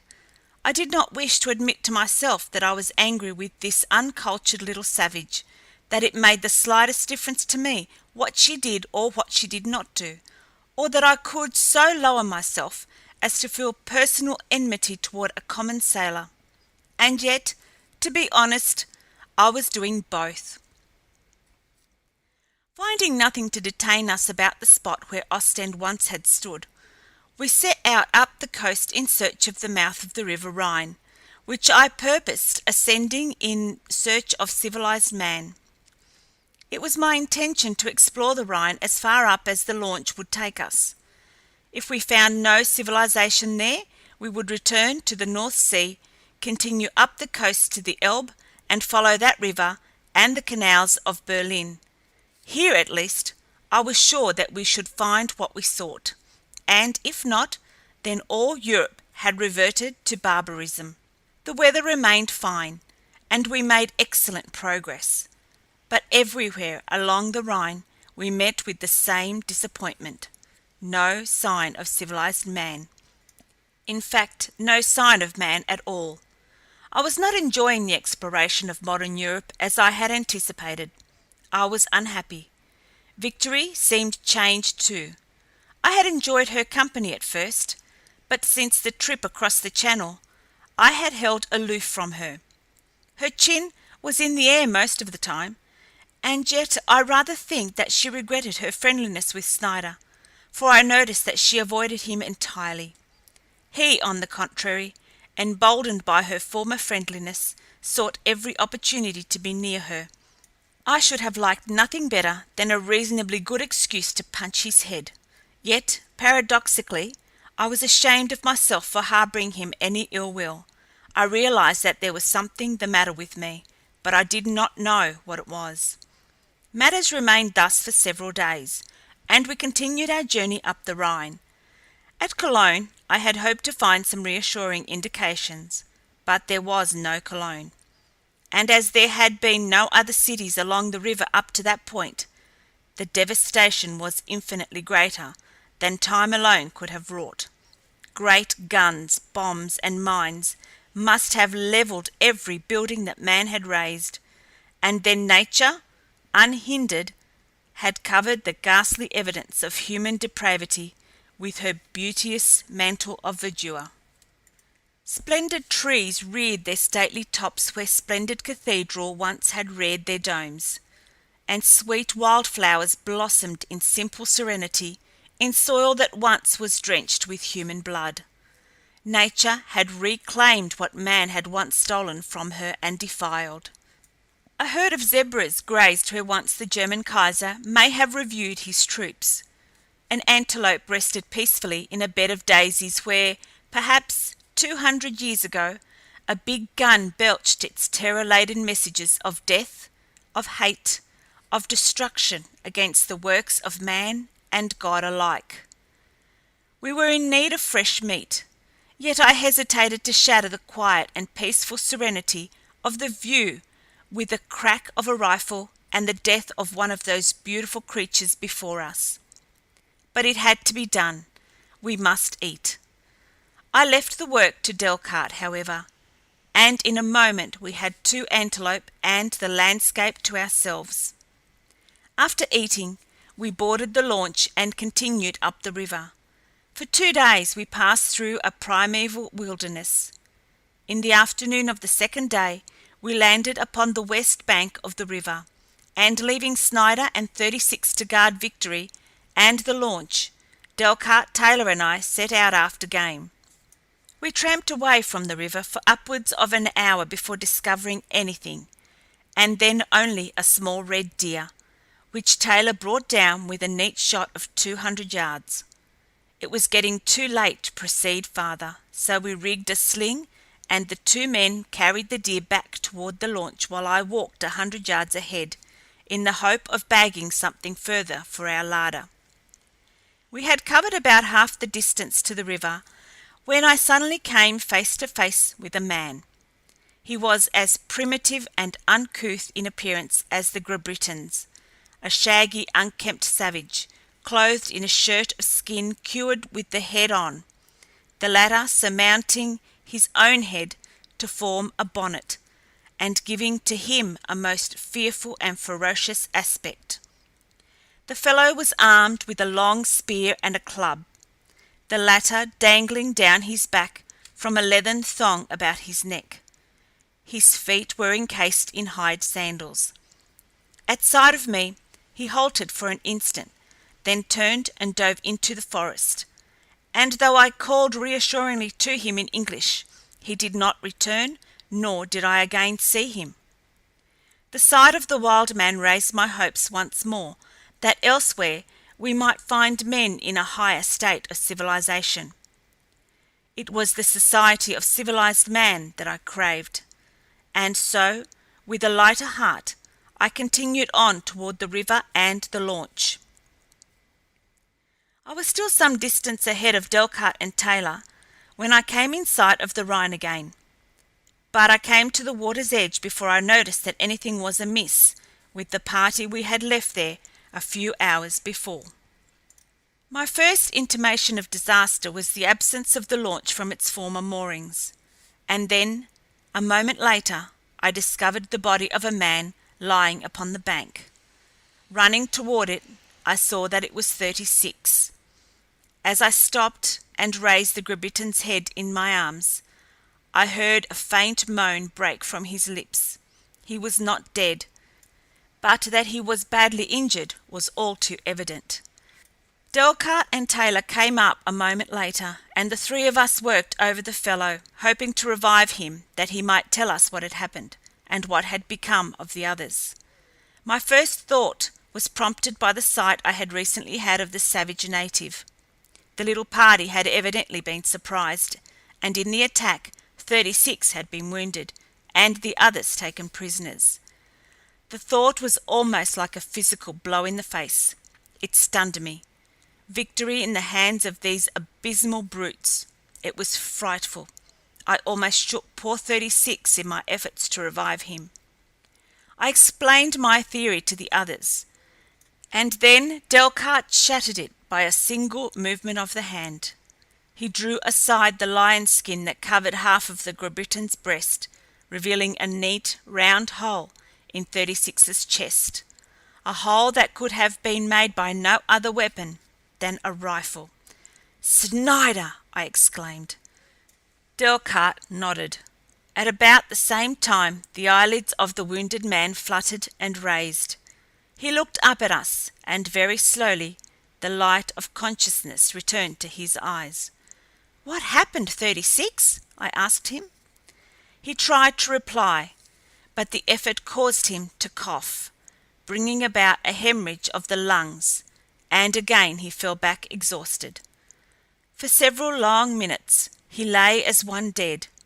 Then, in an almost inaudible whisper, he spoke. "Snider." He paused, tried to speak again, raised his hand, and pointed downriver. "They went back," and then he shuddered convulsively and died. None of us voiced his belief, but I think they were all alike. Victory and Snider had stolen the launch and deserted us. End of chapter 6. Chapter 7. We stood there, grouped about the body of the dead Briton, looking futilely down the river to where it made an abrupt curve to the west, a quarter of a mile below us, and was lost to sight, as though we expected to see the truant returning to us with our precious launch, the thing that meant life or death to us in this unfriendly, savage world. I felt rather than saw Taylor turn his eyes slowly toward my profile, and As mine swung to meet them, the expression upon his face recalled me to my duty and responsibility as an officer. The utter hopelessness that was reflected in his face must have been the counterpart of what I myself felt, but in that brief instant I determined to hide my own misgivings that I might bolster up the courage of the others. "We are lost!" was written as plainly upon Taylor's face as though his features were the printed words upon an open book. He was thinking of the launch, and of the launch alone. Was I? I tried to think that I was, but a greater grief than the loss of the launch could have engendered in me filled my heart, a sullen, gnawing misery which I tried to deny, which I refused to admit, but which persisted in obsessing me until my heart rose and filled my throat, and I could not speak when I would have uttered words of reassurance to my companions. And then rage came to my relief, rage against the vile traitor who had deserted 3 of his fellow countrymen in so frightful a position. I tried to feel an equal rage against the woman, but somehow I could not, and kept searching for excuses for her youth, her inexperience, her savagery. My rising anger swept away my temporary helplessness. I smiled and told Taylor not to look so glum. "We will follow them," I said, "and the chances are that we shall overtake them. They will not travel as rapidly as Snider probably hopes. He will be forced to halt for fuel and for food, and the launch must follow the windings of the river. We can take short cuts while they are traversing the detour. I have my map, thank God. I always carry it upon my person, and with that and the compass we will have an advantage over them." My words seemed to cheer them both, and they were for starting off at once in pursuit. There was no reason why we should delay, and we set forth down the river. As we tramped along, we discussed a question that was uppermost in the mind of each: what we should do with Snider when we had captured him, for with the action of pursuit had come the optimistic conviction that we should succeed. As a matter of fact, we had to succeed. The very thought of remaining in this utter wilderness for the rest of our lives was impossible. We arrived at nothing very definite in the matter of Snider's punishment, since Taylor was for shooting him, Delcarte insisting that he should be hanged, while I, although fully conscious of the gravity of his offense, could not bring myself to give the death penalty.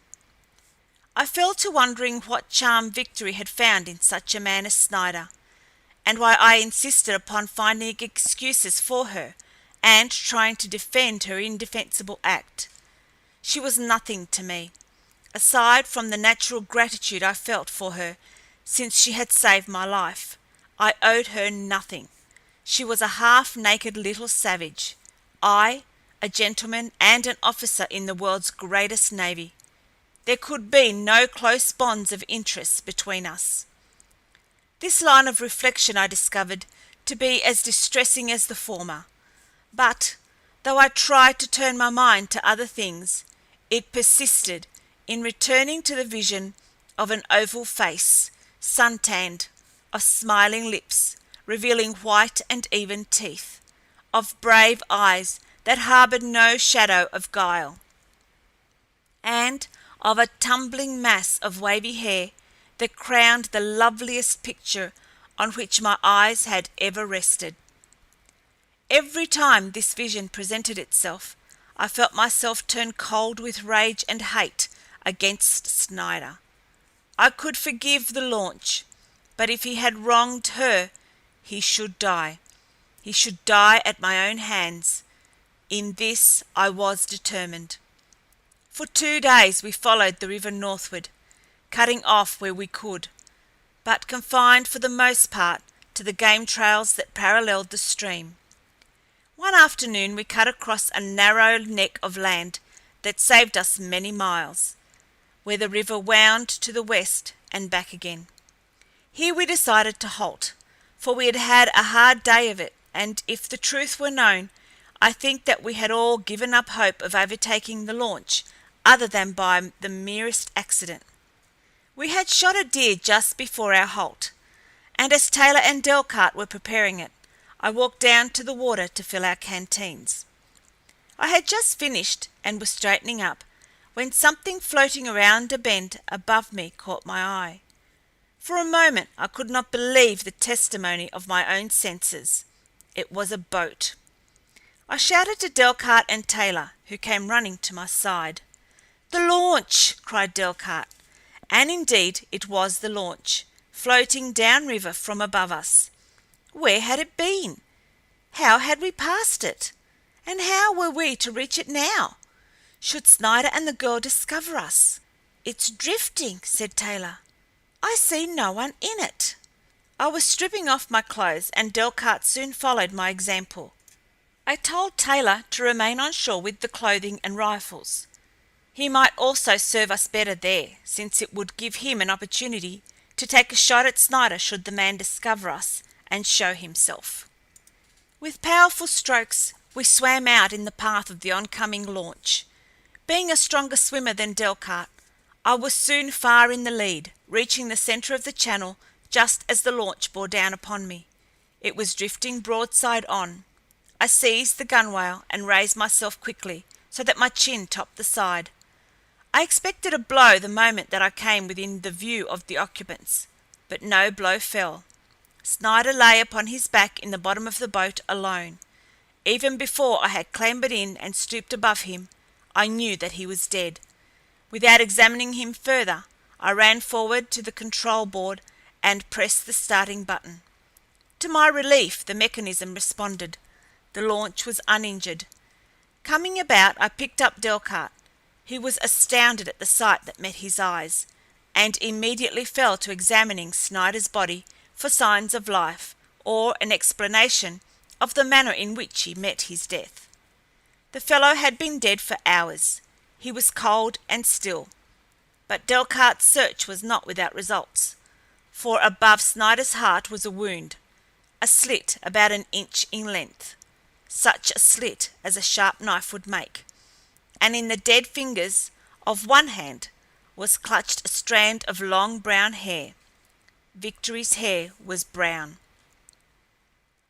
They say that dead men tell no tales, but Snider told the story of his end as clearly as though the dead lips had parted and poured forth the truth. The beast had attacked the girl, and she had defended her honor. We buried Snider beside the Rhine, and no stone marks his last resting place. Beasts did not require headstones.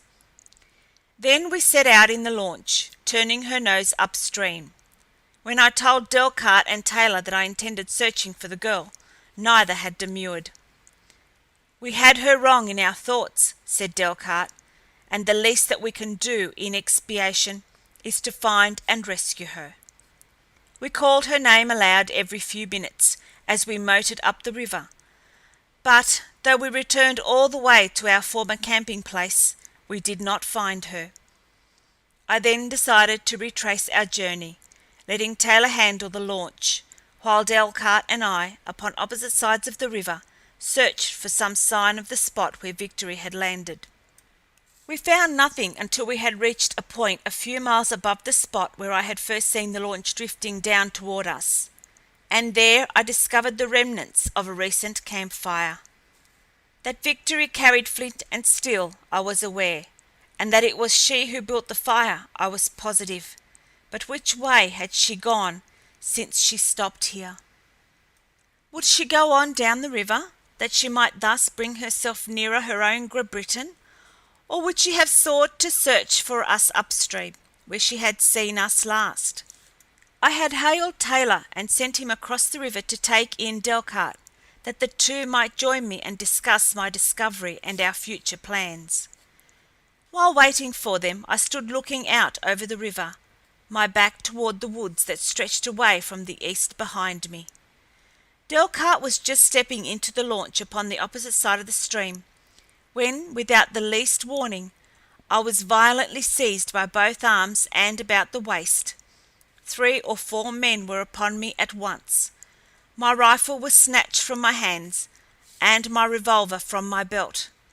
I struggled for an instant, but finding my efforts of no avail, I ceased them, and turned my head to have a look at my assailants.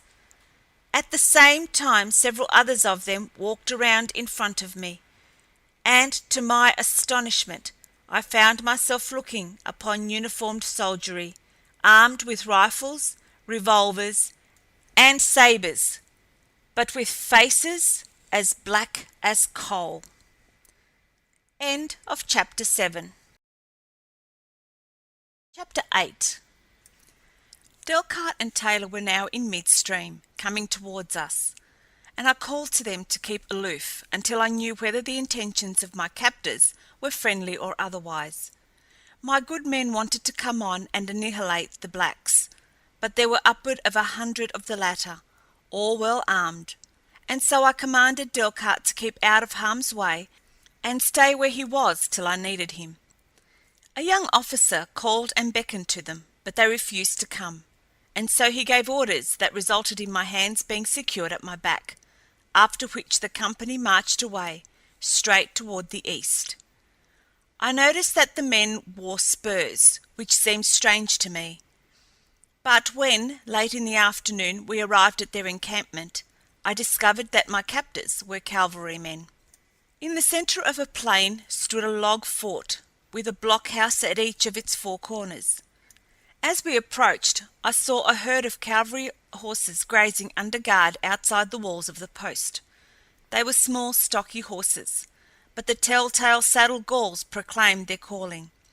The flag flying from a tall staff inside the palisade was one which I had never before seen nor heard of.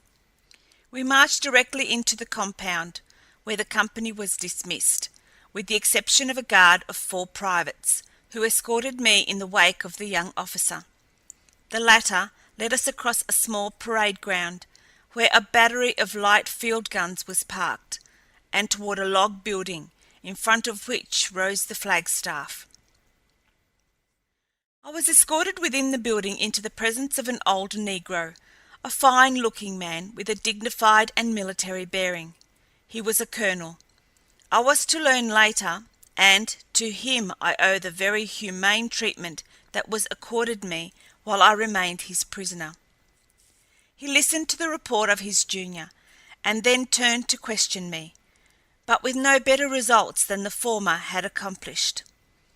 Then he summoned an orderly and gave some instructions. The soldier saluted and left the room, returning in about 5 minutes with a hairy old white man. Just such a savage, primeval-looking fellow as I had discovered in the woods the day that Snider had disappeared with the launch. The colonel evidently expected to use the fellow as interpreter, but when the savage addressed me, it was in a language as foreign to me as was that of the blacks. At last the old officer gave it up, and shaking his head, gave instructions for my removal. From his office I was led to a guardhouse, in which I found about 50 half-naked whites, clad in the skins of wild beasts. I tried to converse with them, but not one of them could understand Pan-American, nor could I make head or tail of their jargon. For over a month I remained a prisoner there, working from morning till night at odd jobs about the headquarters building of the commanding officer. The other prisoners worked harder than I did, and I owe my better treatment solely to the kindliness and discrimination of the old colonel. What had become of Victory, of Delcarte, of Taylor, I could not know, nor did it seem likely that I should ever learn. I was most depressed, but I whiled away my time in performing the duties given me to the best of my ability, and attempting to learn the language of my captors. Who they were or where they came from was a mystery to me. That they were the outpost of some powerful black nation seemed likely. Yet where the seat of that nation lay I could not guess. They looked upon the whites as their inferiors, and treated us accordingly. They had a literature of their own, and many of the men even the common soldiers, were omnivorous readers.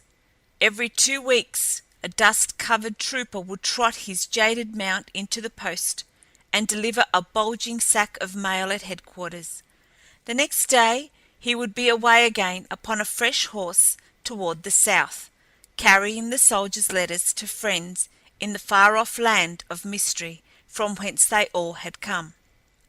Troops, sometimes mounted and sometimes afoot, left the post daily for what I assumed to be patrol duty. I judged the little force of 1,000 men were detailed here to maintain the authority of a distant government in a conquered country. Later I learned that my surmise was correct, and this was but one of a great chain of similar posts that dotted the new frontier of the black nation into whose hands I had fallen. Slowly I learned their tongue, so that I could understand what was said before me, and make myself understood.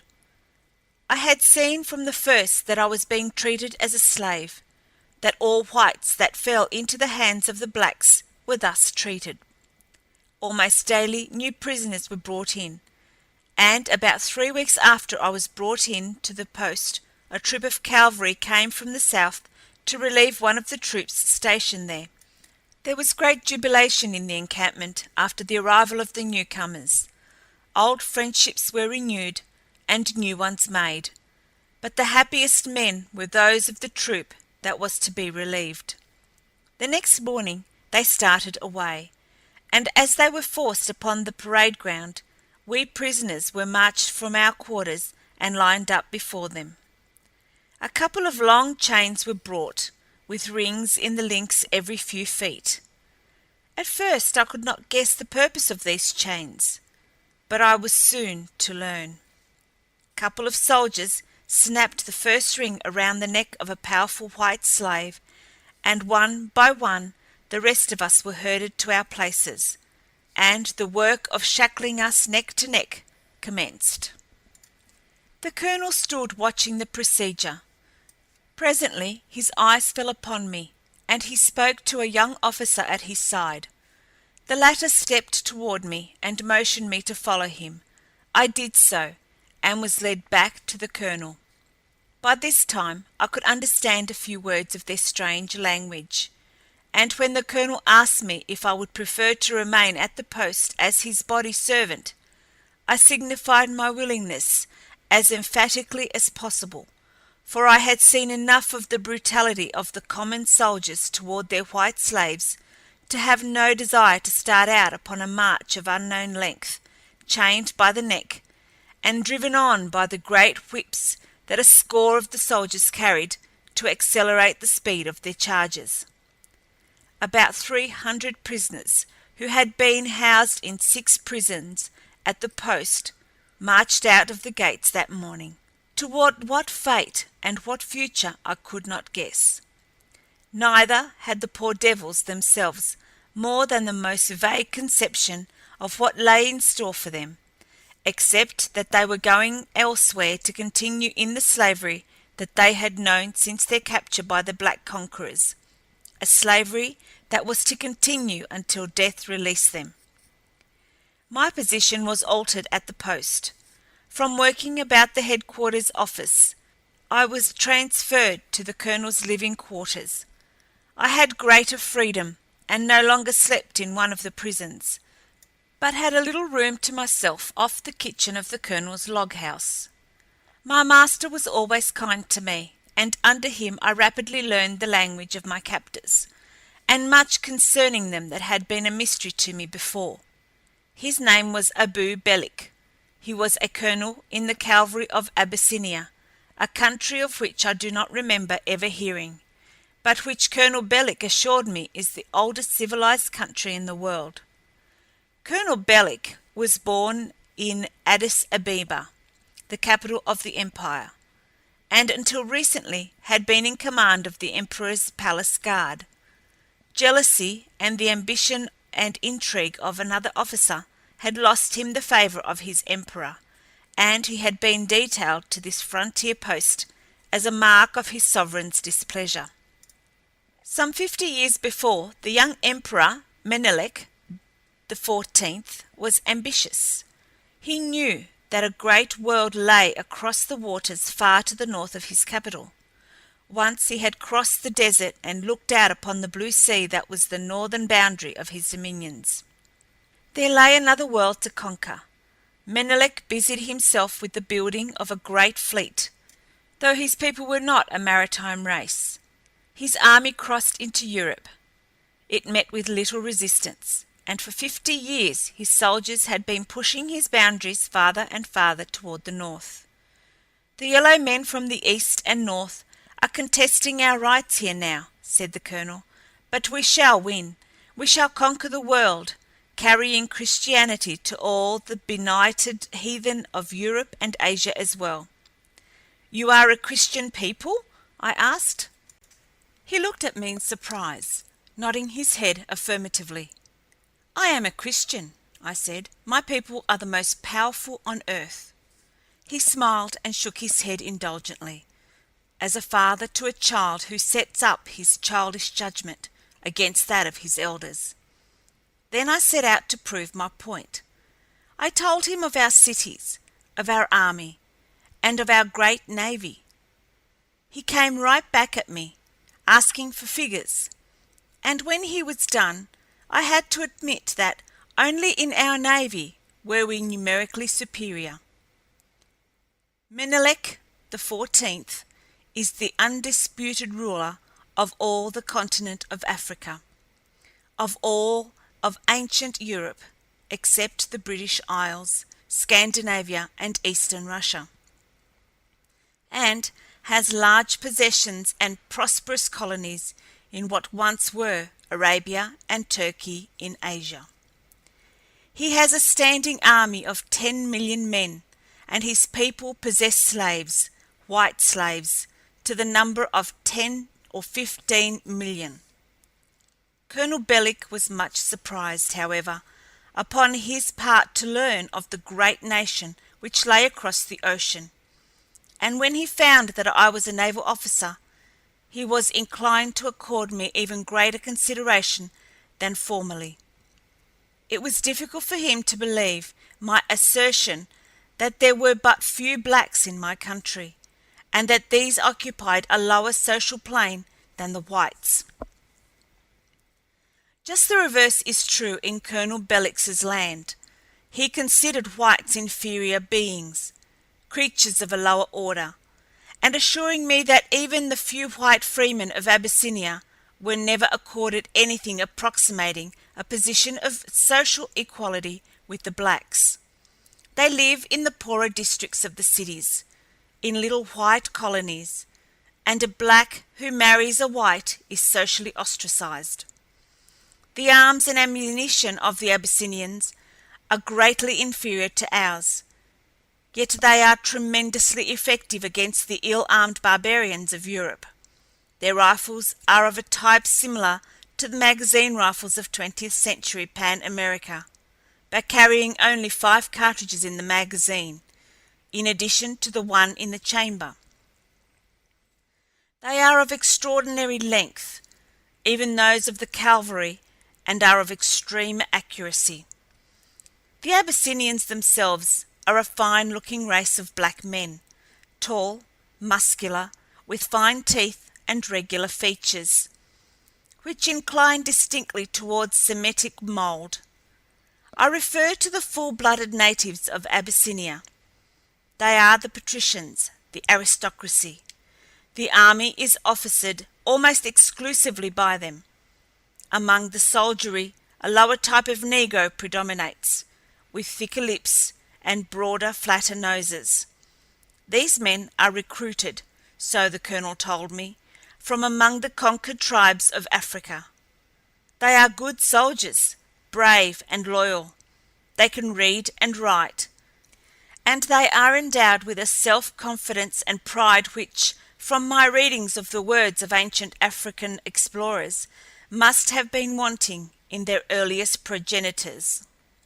On the whole, it is apparent that the black race has thrived far better in the past 2 centuries under men of its own color than it had under the domination of whites during all previous history.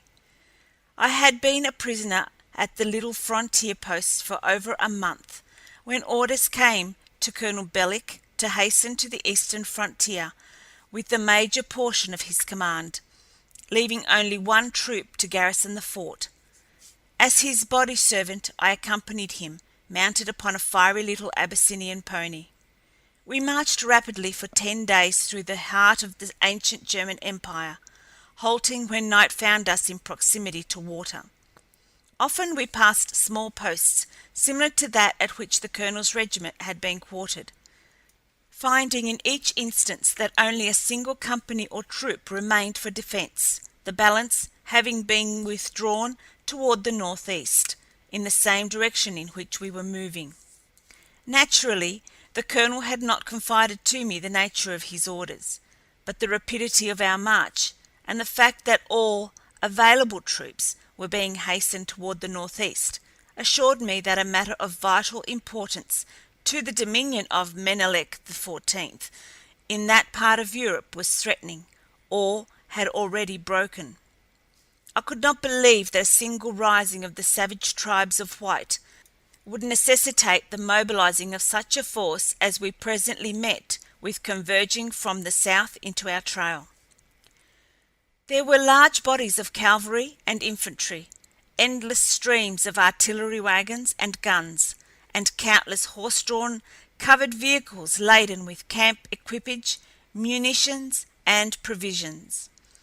Here, for the first time, I saw camels, great caravans of them, bearing all sorts of heavy burdens, and miles upon miles of elephants doing similar service.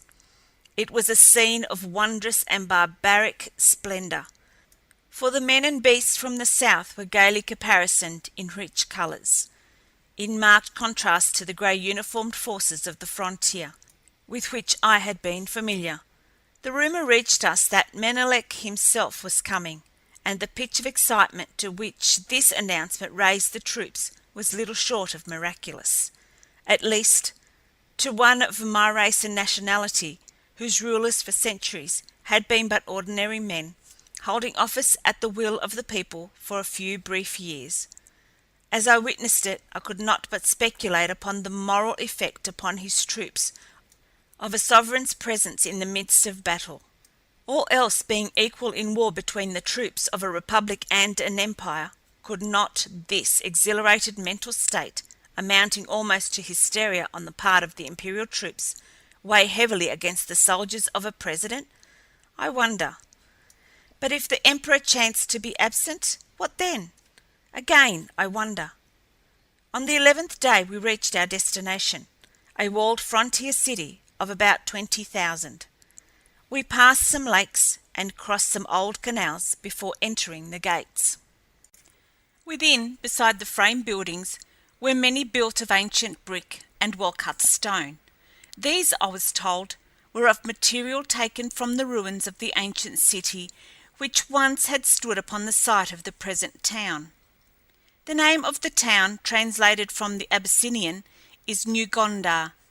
It stands, I am convinced, upon the ruins of ancient Berlin, the one-time capital of the old German Empire. But except for the old building material used in the new town, there is no sign of the former city.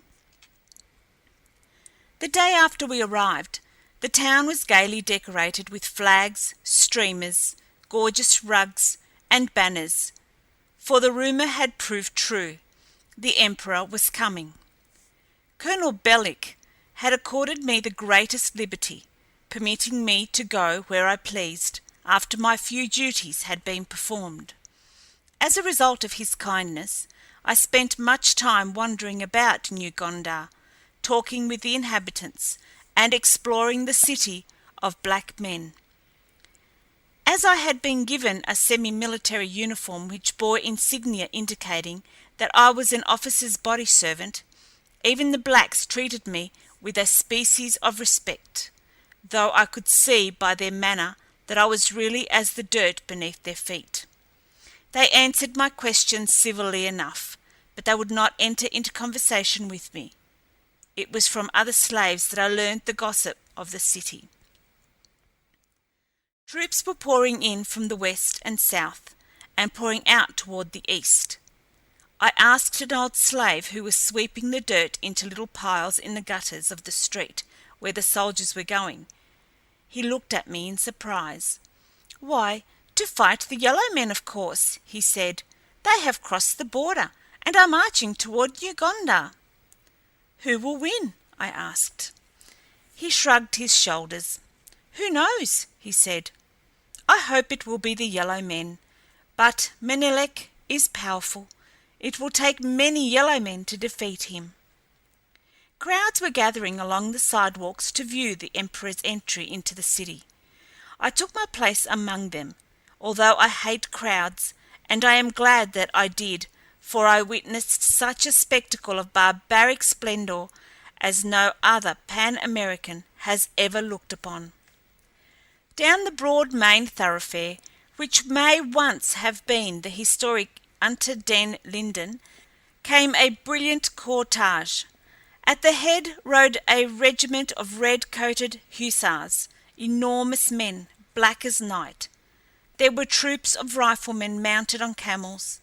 The emperor rode in a golden howdah upon the back of a huge elephant, so covered with rich hangings and embellished with scintillating gems that scarce more than the beast's eyes and feet were visible. Menelek was a rather gross-looking man, well past middle age, but he carried himself with an air of dignity befitting one descended in unbroken line from the prophet, as was his claim. His eyes were bright but crafty, and his features denoted both sensuality and cruelness. In his youth he may have been a rather fine-looking black, but when I saw him his appearance was revolting, to me at least. Following the emperor came regiment after regiment from the various branches of the service, among them batteries of field guns mounted on elephants. In the center of the troops following the imperial elephant marched a great caravan of slaves. The old street sweeper at my elbow told me that these were the gifts brought in from the far outlying districts by the commanding officers of the frontier posts. The majority of them were women, destined, I was told, for the harems of the emperor and his favorites. It made my old companion clench his fists to see those poor white women marching past to their horrid fates, and though I shared his sentiments, I was as powerless to alter their destinies as he. For a week the troops kept pouring in and out of New Gondar, in, always, from the south and west, but always toward the east. Each new contingent brought its gifts to the emperor. From the south they brought rugs and ornaments and jewels.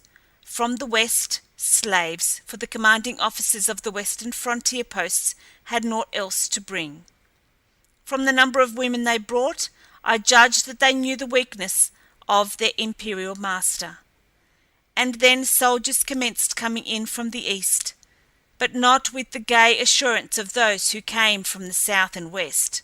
No, these others came in covered wagons, blood-soaked and suffering. They came at first in little parties of 8 or 10, and then they came in 50s, in hundreds, and one day 1,000 maimed and dying men were carted into New Gondar. It was then that Menelek XIV became uneasy. For 50 years his armies had conquered wherever they had marched. At first he had led them in person. Lately his presence within 100 miles of the battle line had been sufficient for large engagements. For minor ones only the knowledge that they were fighting for the glory of their sovereign was necessary to win victories. One morning New Gondar was awakened by the booming of cannon. It was the first intimation that the townspeople had received that the enemy was forcing the imperial troops back upon the city. Dust-covered couriers galloped in from the front.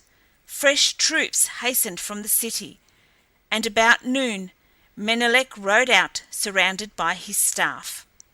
For 3 days thereafter we could hear the cannonading and the spitting of the small arms, for the battle line was scarce 2 leagues from New Gondar. The city was filled with wounded. Just outside, soldiers were engaged in throwing up earthworks. It was evident to the least enlightened that Menelek expected further reverses. And then the imperial troops fell back upon these new defenses, or rather they were forced back by the enemy. Shells commenced to fall within the city. Menelek returned and took up his headquarters in the stone building that was called the palace. That night came a lull in the hostilities. A truce had been arranged. Colonel Bellick summoned me about 7 o'clock to dress him for a function at the palace. In the midst of death and defeat, the emperor was about to give a great banquet to his officers. I was to accompany my master and wait upon him. I, Jefferson Turck, lieutenant in a Pan-American navy. In the privacy of the colonel's quarters, I had become accustomed to my menial duties, lightened as they were by the natural kindliness of my master, but the thought of appearing in public as a common slave revolted every fine instinct within me, yet there was nothing for it but to obey. I cannot even now bring myself to a narration of the humiliation which I experienced that night as I stood behind my black master in silent servility, now pouring his wine, now cutting up his meats for him, now fanning him with a large plumed fan of feathers. As fond as I had grown of him, I could have thrust a knife into him, so keenly did I feel the affront that had been put upon me. But at last the long banquet was concluded. The tables were removed. The emperor ascended the dais at one end of the room and seated himself upon a throne, and the entertainment commenced. It was only what ancient history might have led me to expect: musicians, dancing girls, jugglers, and the like. Near midnight, the master of ceremonies announced that the slave women who had been presented to the emperor since his arrival in New Gondar would be exhibited, that the royal host would select such as he wished, after which he would present the balance of them to his guests. Ah, what royal generosity! A small door at one side of the room opened, and the poor creatures filed in and were ranged in a long line before the throne. Their backs were toward me. I saw only an occasional profile, as now and then a bolder spirit among them turned to survey the apartment and the gorgeous assemblage of officers in their brilliant dress uniforms. They were profiles of young girls, and pretty, but horror was indelibly stamped upon them all. I shuddered as I contemplated their sad fate, and turned my eyes away. I heard the master of ceremonies command them to prostrate themselves before the emperor, and the sounds as they went upon their knees before him, touching their foreheads to the floor.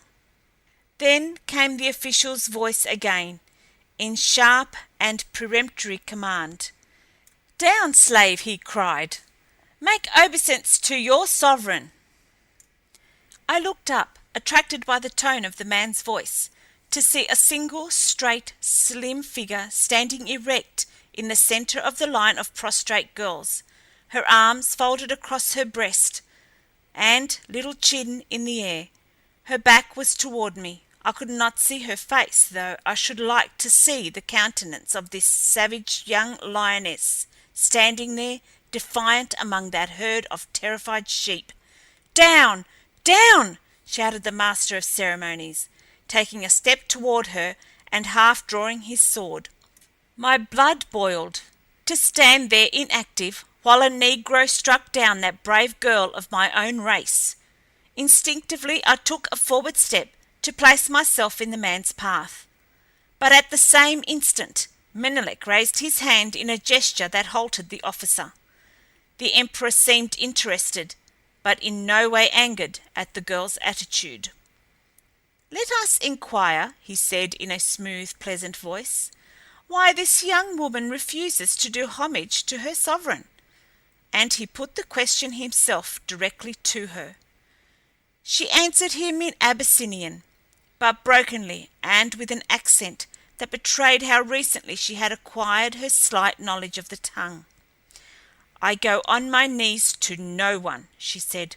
"I have no sovereign. I myself am sovereign in my own country." Menelek, at her words, leaned back in his throne and laughed uproariously. Following his example, which seemed always the correct procedure, the assembled guests vied with one another in an effort to laugh more noisily than the emperor.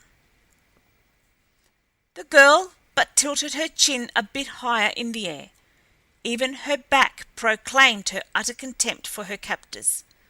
Finally, Menelek restored quiet by the simple expedient of a frown, whereupon each loyal guest exchanged his mirthful mien for an emulative scowl.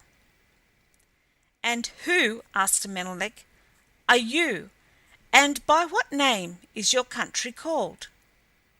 "I am Victory, Queen of Britain," replied the girl so quickly and so unexpectedly that I gasped in astonishment. End of Chapter 8. Chapter 9. Victory! She was here, a slave to these black conquerors. Once more I started toward her, but better judgment held me back. I could do nothing to help her other than by stealth. Could I even accomplish aught by this means? I did not know. It seemed beyond the pale of possibility, and yet I should try. "And you will not bend the knee to me?" continued Menelek, after she had spoken. Victory shook her head in a most decided negation. "You shall be my first choice, then," said the emperor. "I like your spirit, for the breaking of it will add to my pleasure in you. And never fear but that it shall be broken, this very night. Take her to my apartments," and he motioned to an officer at his side. I was surprised to see Victory follow the man off in apparent quiet submission. I tried to follow, that I might be near her against some opportunity to speak with her or assist in her escape. But after I had followed them from the throne room, through several other apartments, and down a long corridor, I found my further progress barred by a soldier who stood guard before a doorway through which the officer conducted Victory. Almost immediately the officer reappeared and started back in the direction of the throne room.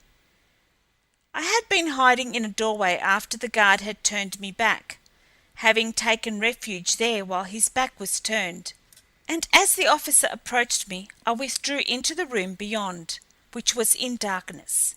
There I remained for a long time, watching the sentry before the door of the room in which Victory was a prisoner, and awaiting some favourable circumstance which would give me entry to her.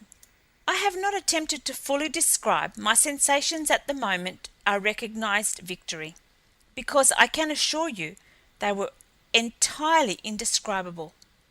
I should never have imagined that the sight of any human being could affect me as had this unexpected discovery of Victory in the same room in which I was, while I had thought of her for weeks either as dead or at best hundreds of miles to the west, and as irretrievably lost to me as though she were in truth dead. I was filled with a strange, mad impulse to be near her. It was not enough merely to assist her or protect her. I desired to touch her, to take her in my arms. I was astounded at myself. Another thing puzzled me. It was my incomprehensible feeling of elation since I had again seen her. With a fate worse than death staring her in the face, and with the knowledge that I should probably die defending her within the hour, I was still happier than I had been for weeks, and all because I had seen again, for a few brief minutes, the figure of a little heathen maiden. I couldn't account for it, and it angered me. I had never before felt any such sensations in the presence of a woman, and I had made love to some very beautiful ones in my time. It seemed ages that I stood in the shadow of that doorway, in the ill-lit corridor of the palace of Menelik XIV. A sickly gas jet cast a sad pallor upon the black face of the sentry. The fellow seemed rooted to the spot. Evidently he would never leave or turn his back again. I had been in hiding but a short time when I heard the sound of distant cannon. The truce had ended, and the battle had been resumed. Very shortly thereafter the earth shook to the explosion of a shell within the city, and from time to time thereafter other shells burst at no great distance from the palace. The yellow men were bombarding New Gondar again. Presently officers and slaves commenced to traverse the corridor on matters pertaining to their duties, and then came the emperor, scowling and wrathful. He was followed by a few personal attendants, whom he dismissed at the doorway of his apartments, the same doorway through which Victory had been taken. I chafed to follow him, but the corridor was filled with people. At last they betook themselves to their own apartments, which lay upon either side of the corridor. An officer and a slave entered the very room in which I hid, forcing me to flatten myself to one side in the darkness until they had passed. Then the slave made a light, and I knew that I must find another hiding place.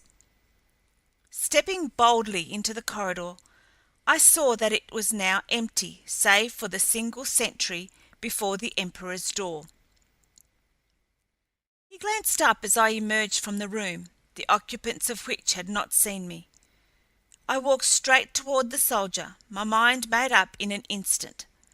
I tried to simulate an expression of cringing civility, and I must have succeeded, for I entirely threw the man off his guard, so that he permitted me to approach within reach of his rifle before stopping me. Then it was too late for him. Without a word or a warning, I snatched the piece from his grasp, and at the same time struck him a terrific blow between the eyes with my clenched fist.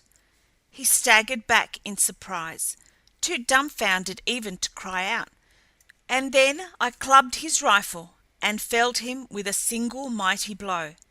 A moment later I had burst into the room beyond. It was empty! I gazed about, mad with disappointment. 2 doors opened from this to other rooms. I ran to the nearest and listened.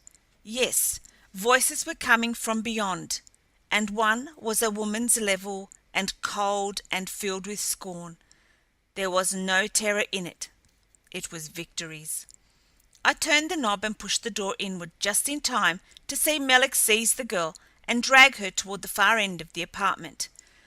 At the same instant there was a deafening roar just outside the palace.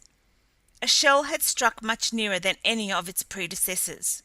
The noise of it drowned my rapid rush across the room. But in her struggles Victory turned Menelik about so that he saw me. She was striking him in the face with her clenched fist, and now he was choking her. At sight of me he gave voice to a roar of anger. "What means this, slave?" he cried. "Out of here! Out of here, quick, before I kill you!" But for answer I rushed upon him, striking him with the butt of the rifle. He staggered back, dropping Victory to the floor, and then he cried aloud for the guard, and came at me. Again and again I struck him, but his thick skull might have been armor plate, for all the damage I did it. He tried to close with me, seizing the rifle, but I was stronger than he, and wrenching the weapon from his grasp, tossed it aside and made for his throat with my bare hands. I had not dared fire the weapon for fear that its report would bring the large guard stationed at the farther end of the corridor. We struggled about the room, striking one another, knocking over furniture, and rolling upon the floor. Menelik was a powerful man, and he was fighting for his life. Continually he kept calling for the guard until I succeeded in getting a grip upon his throat, but it was too late. His cries had been heard, and suddenly the door burst open and a score of armed guardsmen rushed into the apartment. Victory seized the rifle from the floor and leapt between me and them. I had the Black Emperor upon his back, and both my hands were at his throat, choking the life from him. The rest happened in the fraction of a second. There was a rending crash above us, then a deafening explosion within the chamber. Smoke and powder fumes filled the room. Half stunned, I rose from the lifeless body of my antagonist just in time to see Victory stagger to her feet and turn toward me. Slowly the smoke cleared to reveal the shattered remnants of the guard. A shell had fallen through the palace roof and exploded just in the rear of the detachment of guardsmen who were coming to the rescue of the emperor. Why neither Victory nor I were struck is a miracle. The room was a wreck. A great, jagged hole was torn in the ceiling, and the wall toward the corridor had been blown entirely out. As I rose, Victory had risen too and started toward me, but when she saw that I was uninjured, she stopped and stood there in the center of the demolished apartment looking at me. Her expression was inscrutable. I could not guess whether she was glad to see me or not. "Victory!" I cried. "Thank God that you are safe!" And I approached her, a greater gladness in my heart than I had felt since the moment that I knew the Coldwater must be swept beyond 30. There was no answering gladness in her eyes. Instead, she stamped her little foot in anger. "Why did it have to be you who saved me?" she exclaimed. "I hate you!" "Hate me?" I asked. "Why should you hate me, Victory? I do not hate you. I... What was I about to say? I was very close to her as a great light broke over me. Why had I never realized it before? The truth accounted for a great many hitherto inexplicable moods that had claimed me from time to time since first I had seen Victory. "Why should I hate you?" she repeated. "Because Snider told me. He told me that you had promised me to him, but he did not get me. I killed him, as I should like to kill you." "Snider lied!" I cried. And then I seized her and held her in my arms, and made her listen to me though she struggled and fought like a young lioness. "I love you, Victory. You must know that I love you, that I have always loved you, and that I never could have made so base a promise." She ceased her struggles, just a trifle, but still tried to push me from her. "You called me a barbarian," she said. Ah, so that was it. That still rankled. I crushed her to me. "You could not love a barbarian," she went on, but she had ceased to struggle. "But I do love a barbarian, Victory," I cried. "The dearest barbarian in the world." She raised her eyes to mine, and then her smooth brown arms encircled my neck and drew my lips down to hers. "I love you. I have loved you always," she said, and then she buried her face upon my shoulder and sobbed. "I have been so unhappy," she said, "but I could not die while I thought that you might live." As we stood there, momentarily forgetful of all else than our new-found happiness, the ferocity of the bombardment increased, until scarce 30 seconds elapsed between the shells that rained about the palace. To remain long would be to invite certain death. We could not escape the way that we had entered the apartment, for not only was the corridor now choked with debris, but beyond the corridor there were doubtless many members of the Emperor's household who would stop us. Upon the opposite side of the room was another door, and toward this I led the way. It opened into a third apartment, with windows overlooking an inner court. From one of these windows I surveyed the courtyard. Apparently it was empty, and the rooms upon the opposite side were unlighted. Assisting Victory to the open, I followed, and together we crossed the court, discovering upon the opposite side a number of wide wooden doors set in the wall of the palace, with small windows between. As we stood close behind one of the doors, listening, a horse within neighed. "The stables!" I whispered, and a moment later had pushed back a door and entered. From the city about us we could hear the din of great commotion, and quite close the sounds of battle. The crack of thousands of rifles, the yells of the soldiers, the hoarse commands of officers, and the blare of bugles. The bombardment had ceased as suddenly as it had commenced. I judged that the enemy was storming the city, for the sounds we heard were the sounds of hand-to-hand combat. Within the stables I groped about until I had found saddles and bridles for 2 horses, but afterward, in the darkness, I could find but a single mount. The doors of the opposite side, leading to the street, were open, and we could see great multitudes of men, women, and children fleeing toward the west. Soldiers afoot and mounted were joining the mad exodus. Now and then a camel or an elephant would pass, bearing some officer or dignitary to safety. It was evident that the city would fall at any moment, a fact which was amply proclaimed by the terror-stricken haste of the fear-mad mob. Horse, camel, and elephant trod helpless women and children beneath their feet. A common soldier dragged a general from his mount, and leaping to the animal's back, fled down the packed street toward the west. A woman seized a gun and brained a court dignitary whose horse had trampled her child to death. Shrieks, curses, commands, supplications filled the air. It was a frightful scene, one that will be burned upon my memory forever. I had saddled and bridled the single horse which had evidently been overlooked by the royal household in its flight, and, standing a little back in the shadow of the stable's interior, Victory and I watched the surging throng without. To have entered it would have been to have courted greater danger than we were already in. We decided to wait until the stress of blacks thinned, and for more than an hour we stood there while the sounds of battle raged upon the eastern side of the city, and the population flew toward the west. More and more numerous became the uniformed soldiers among the fleeing throng, until, toward the last, the street was packed with them. It was no orderly retreat, but a rout, complete and terrible. The fighting was steadily approaching us now, until the crack of rifles sounded in the very street upon which we were looking, and then came a handful of brave men, a little rear guard backing slowly toward the west, working their smoking rifles in feverish haste as they fired volley after volley at the foe we could not see. But these were pressed back and back until the first line of the enemy came opposite our shelter. They were men of medium height, with olive complexions and almond eyes. In them I recognized the descendants of the ancient Chinese race. They were well uniformed and superbly armed, and they fought bravely and under perfect discipline.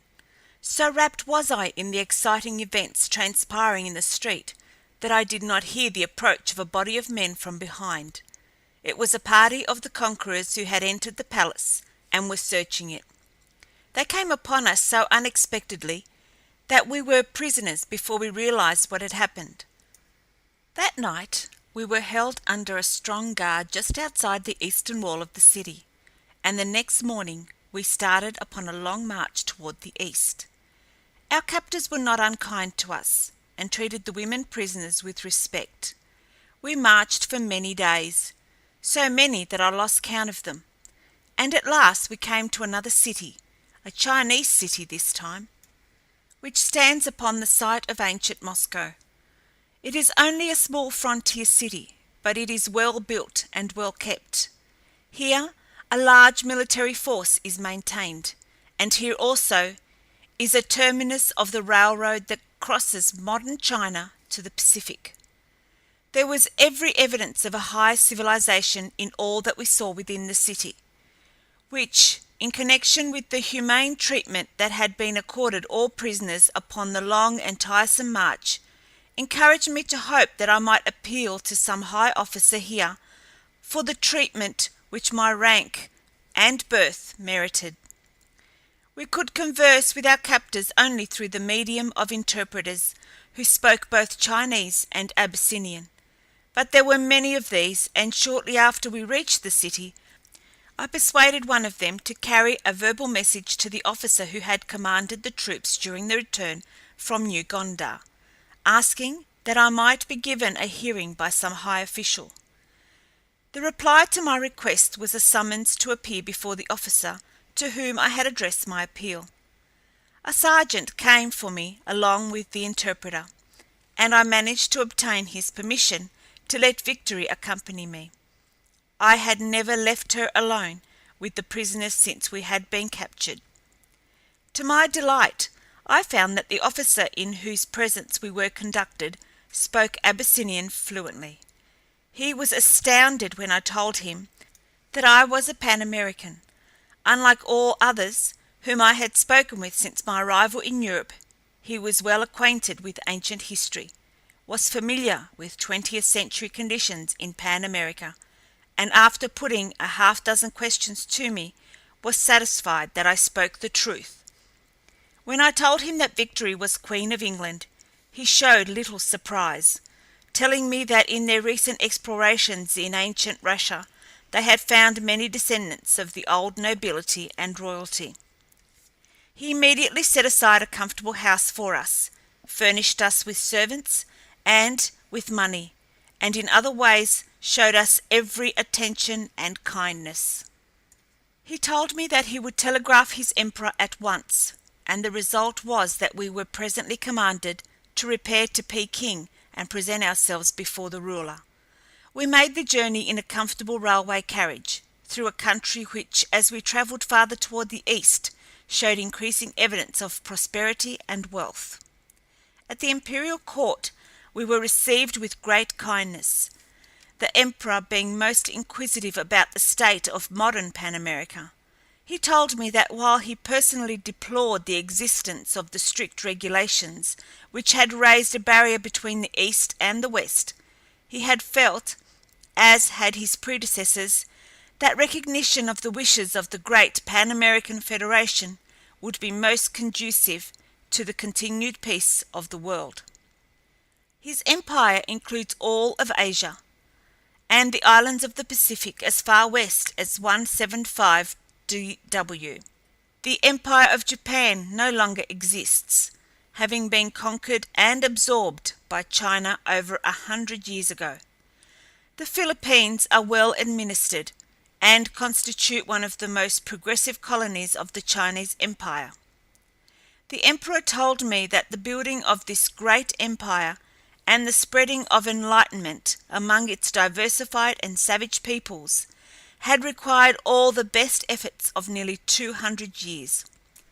Upon his accession to the throne, he had found the labor well nigh perfected and had turned his attention to the reclamation of Europe.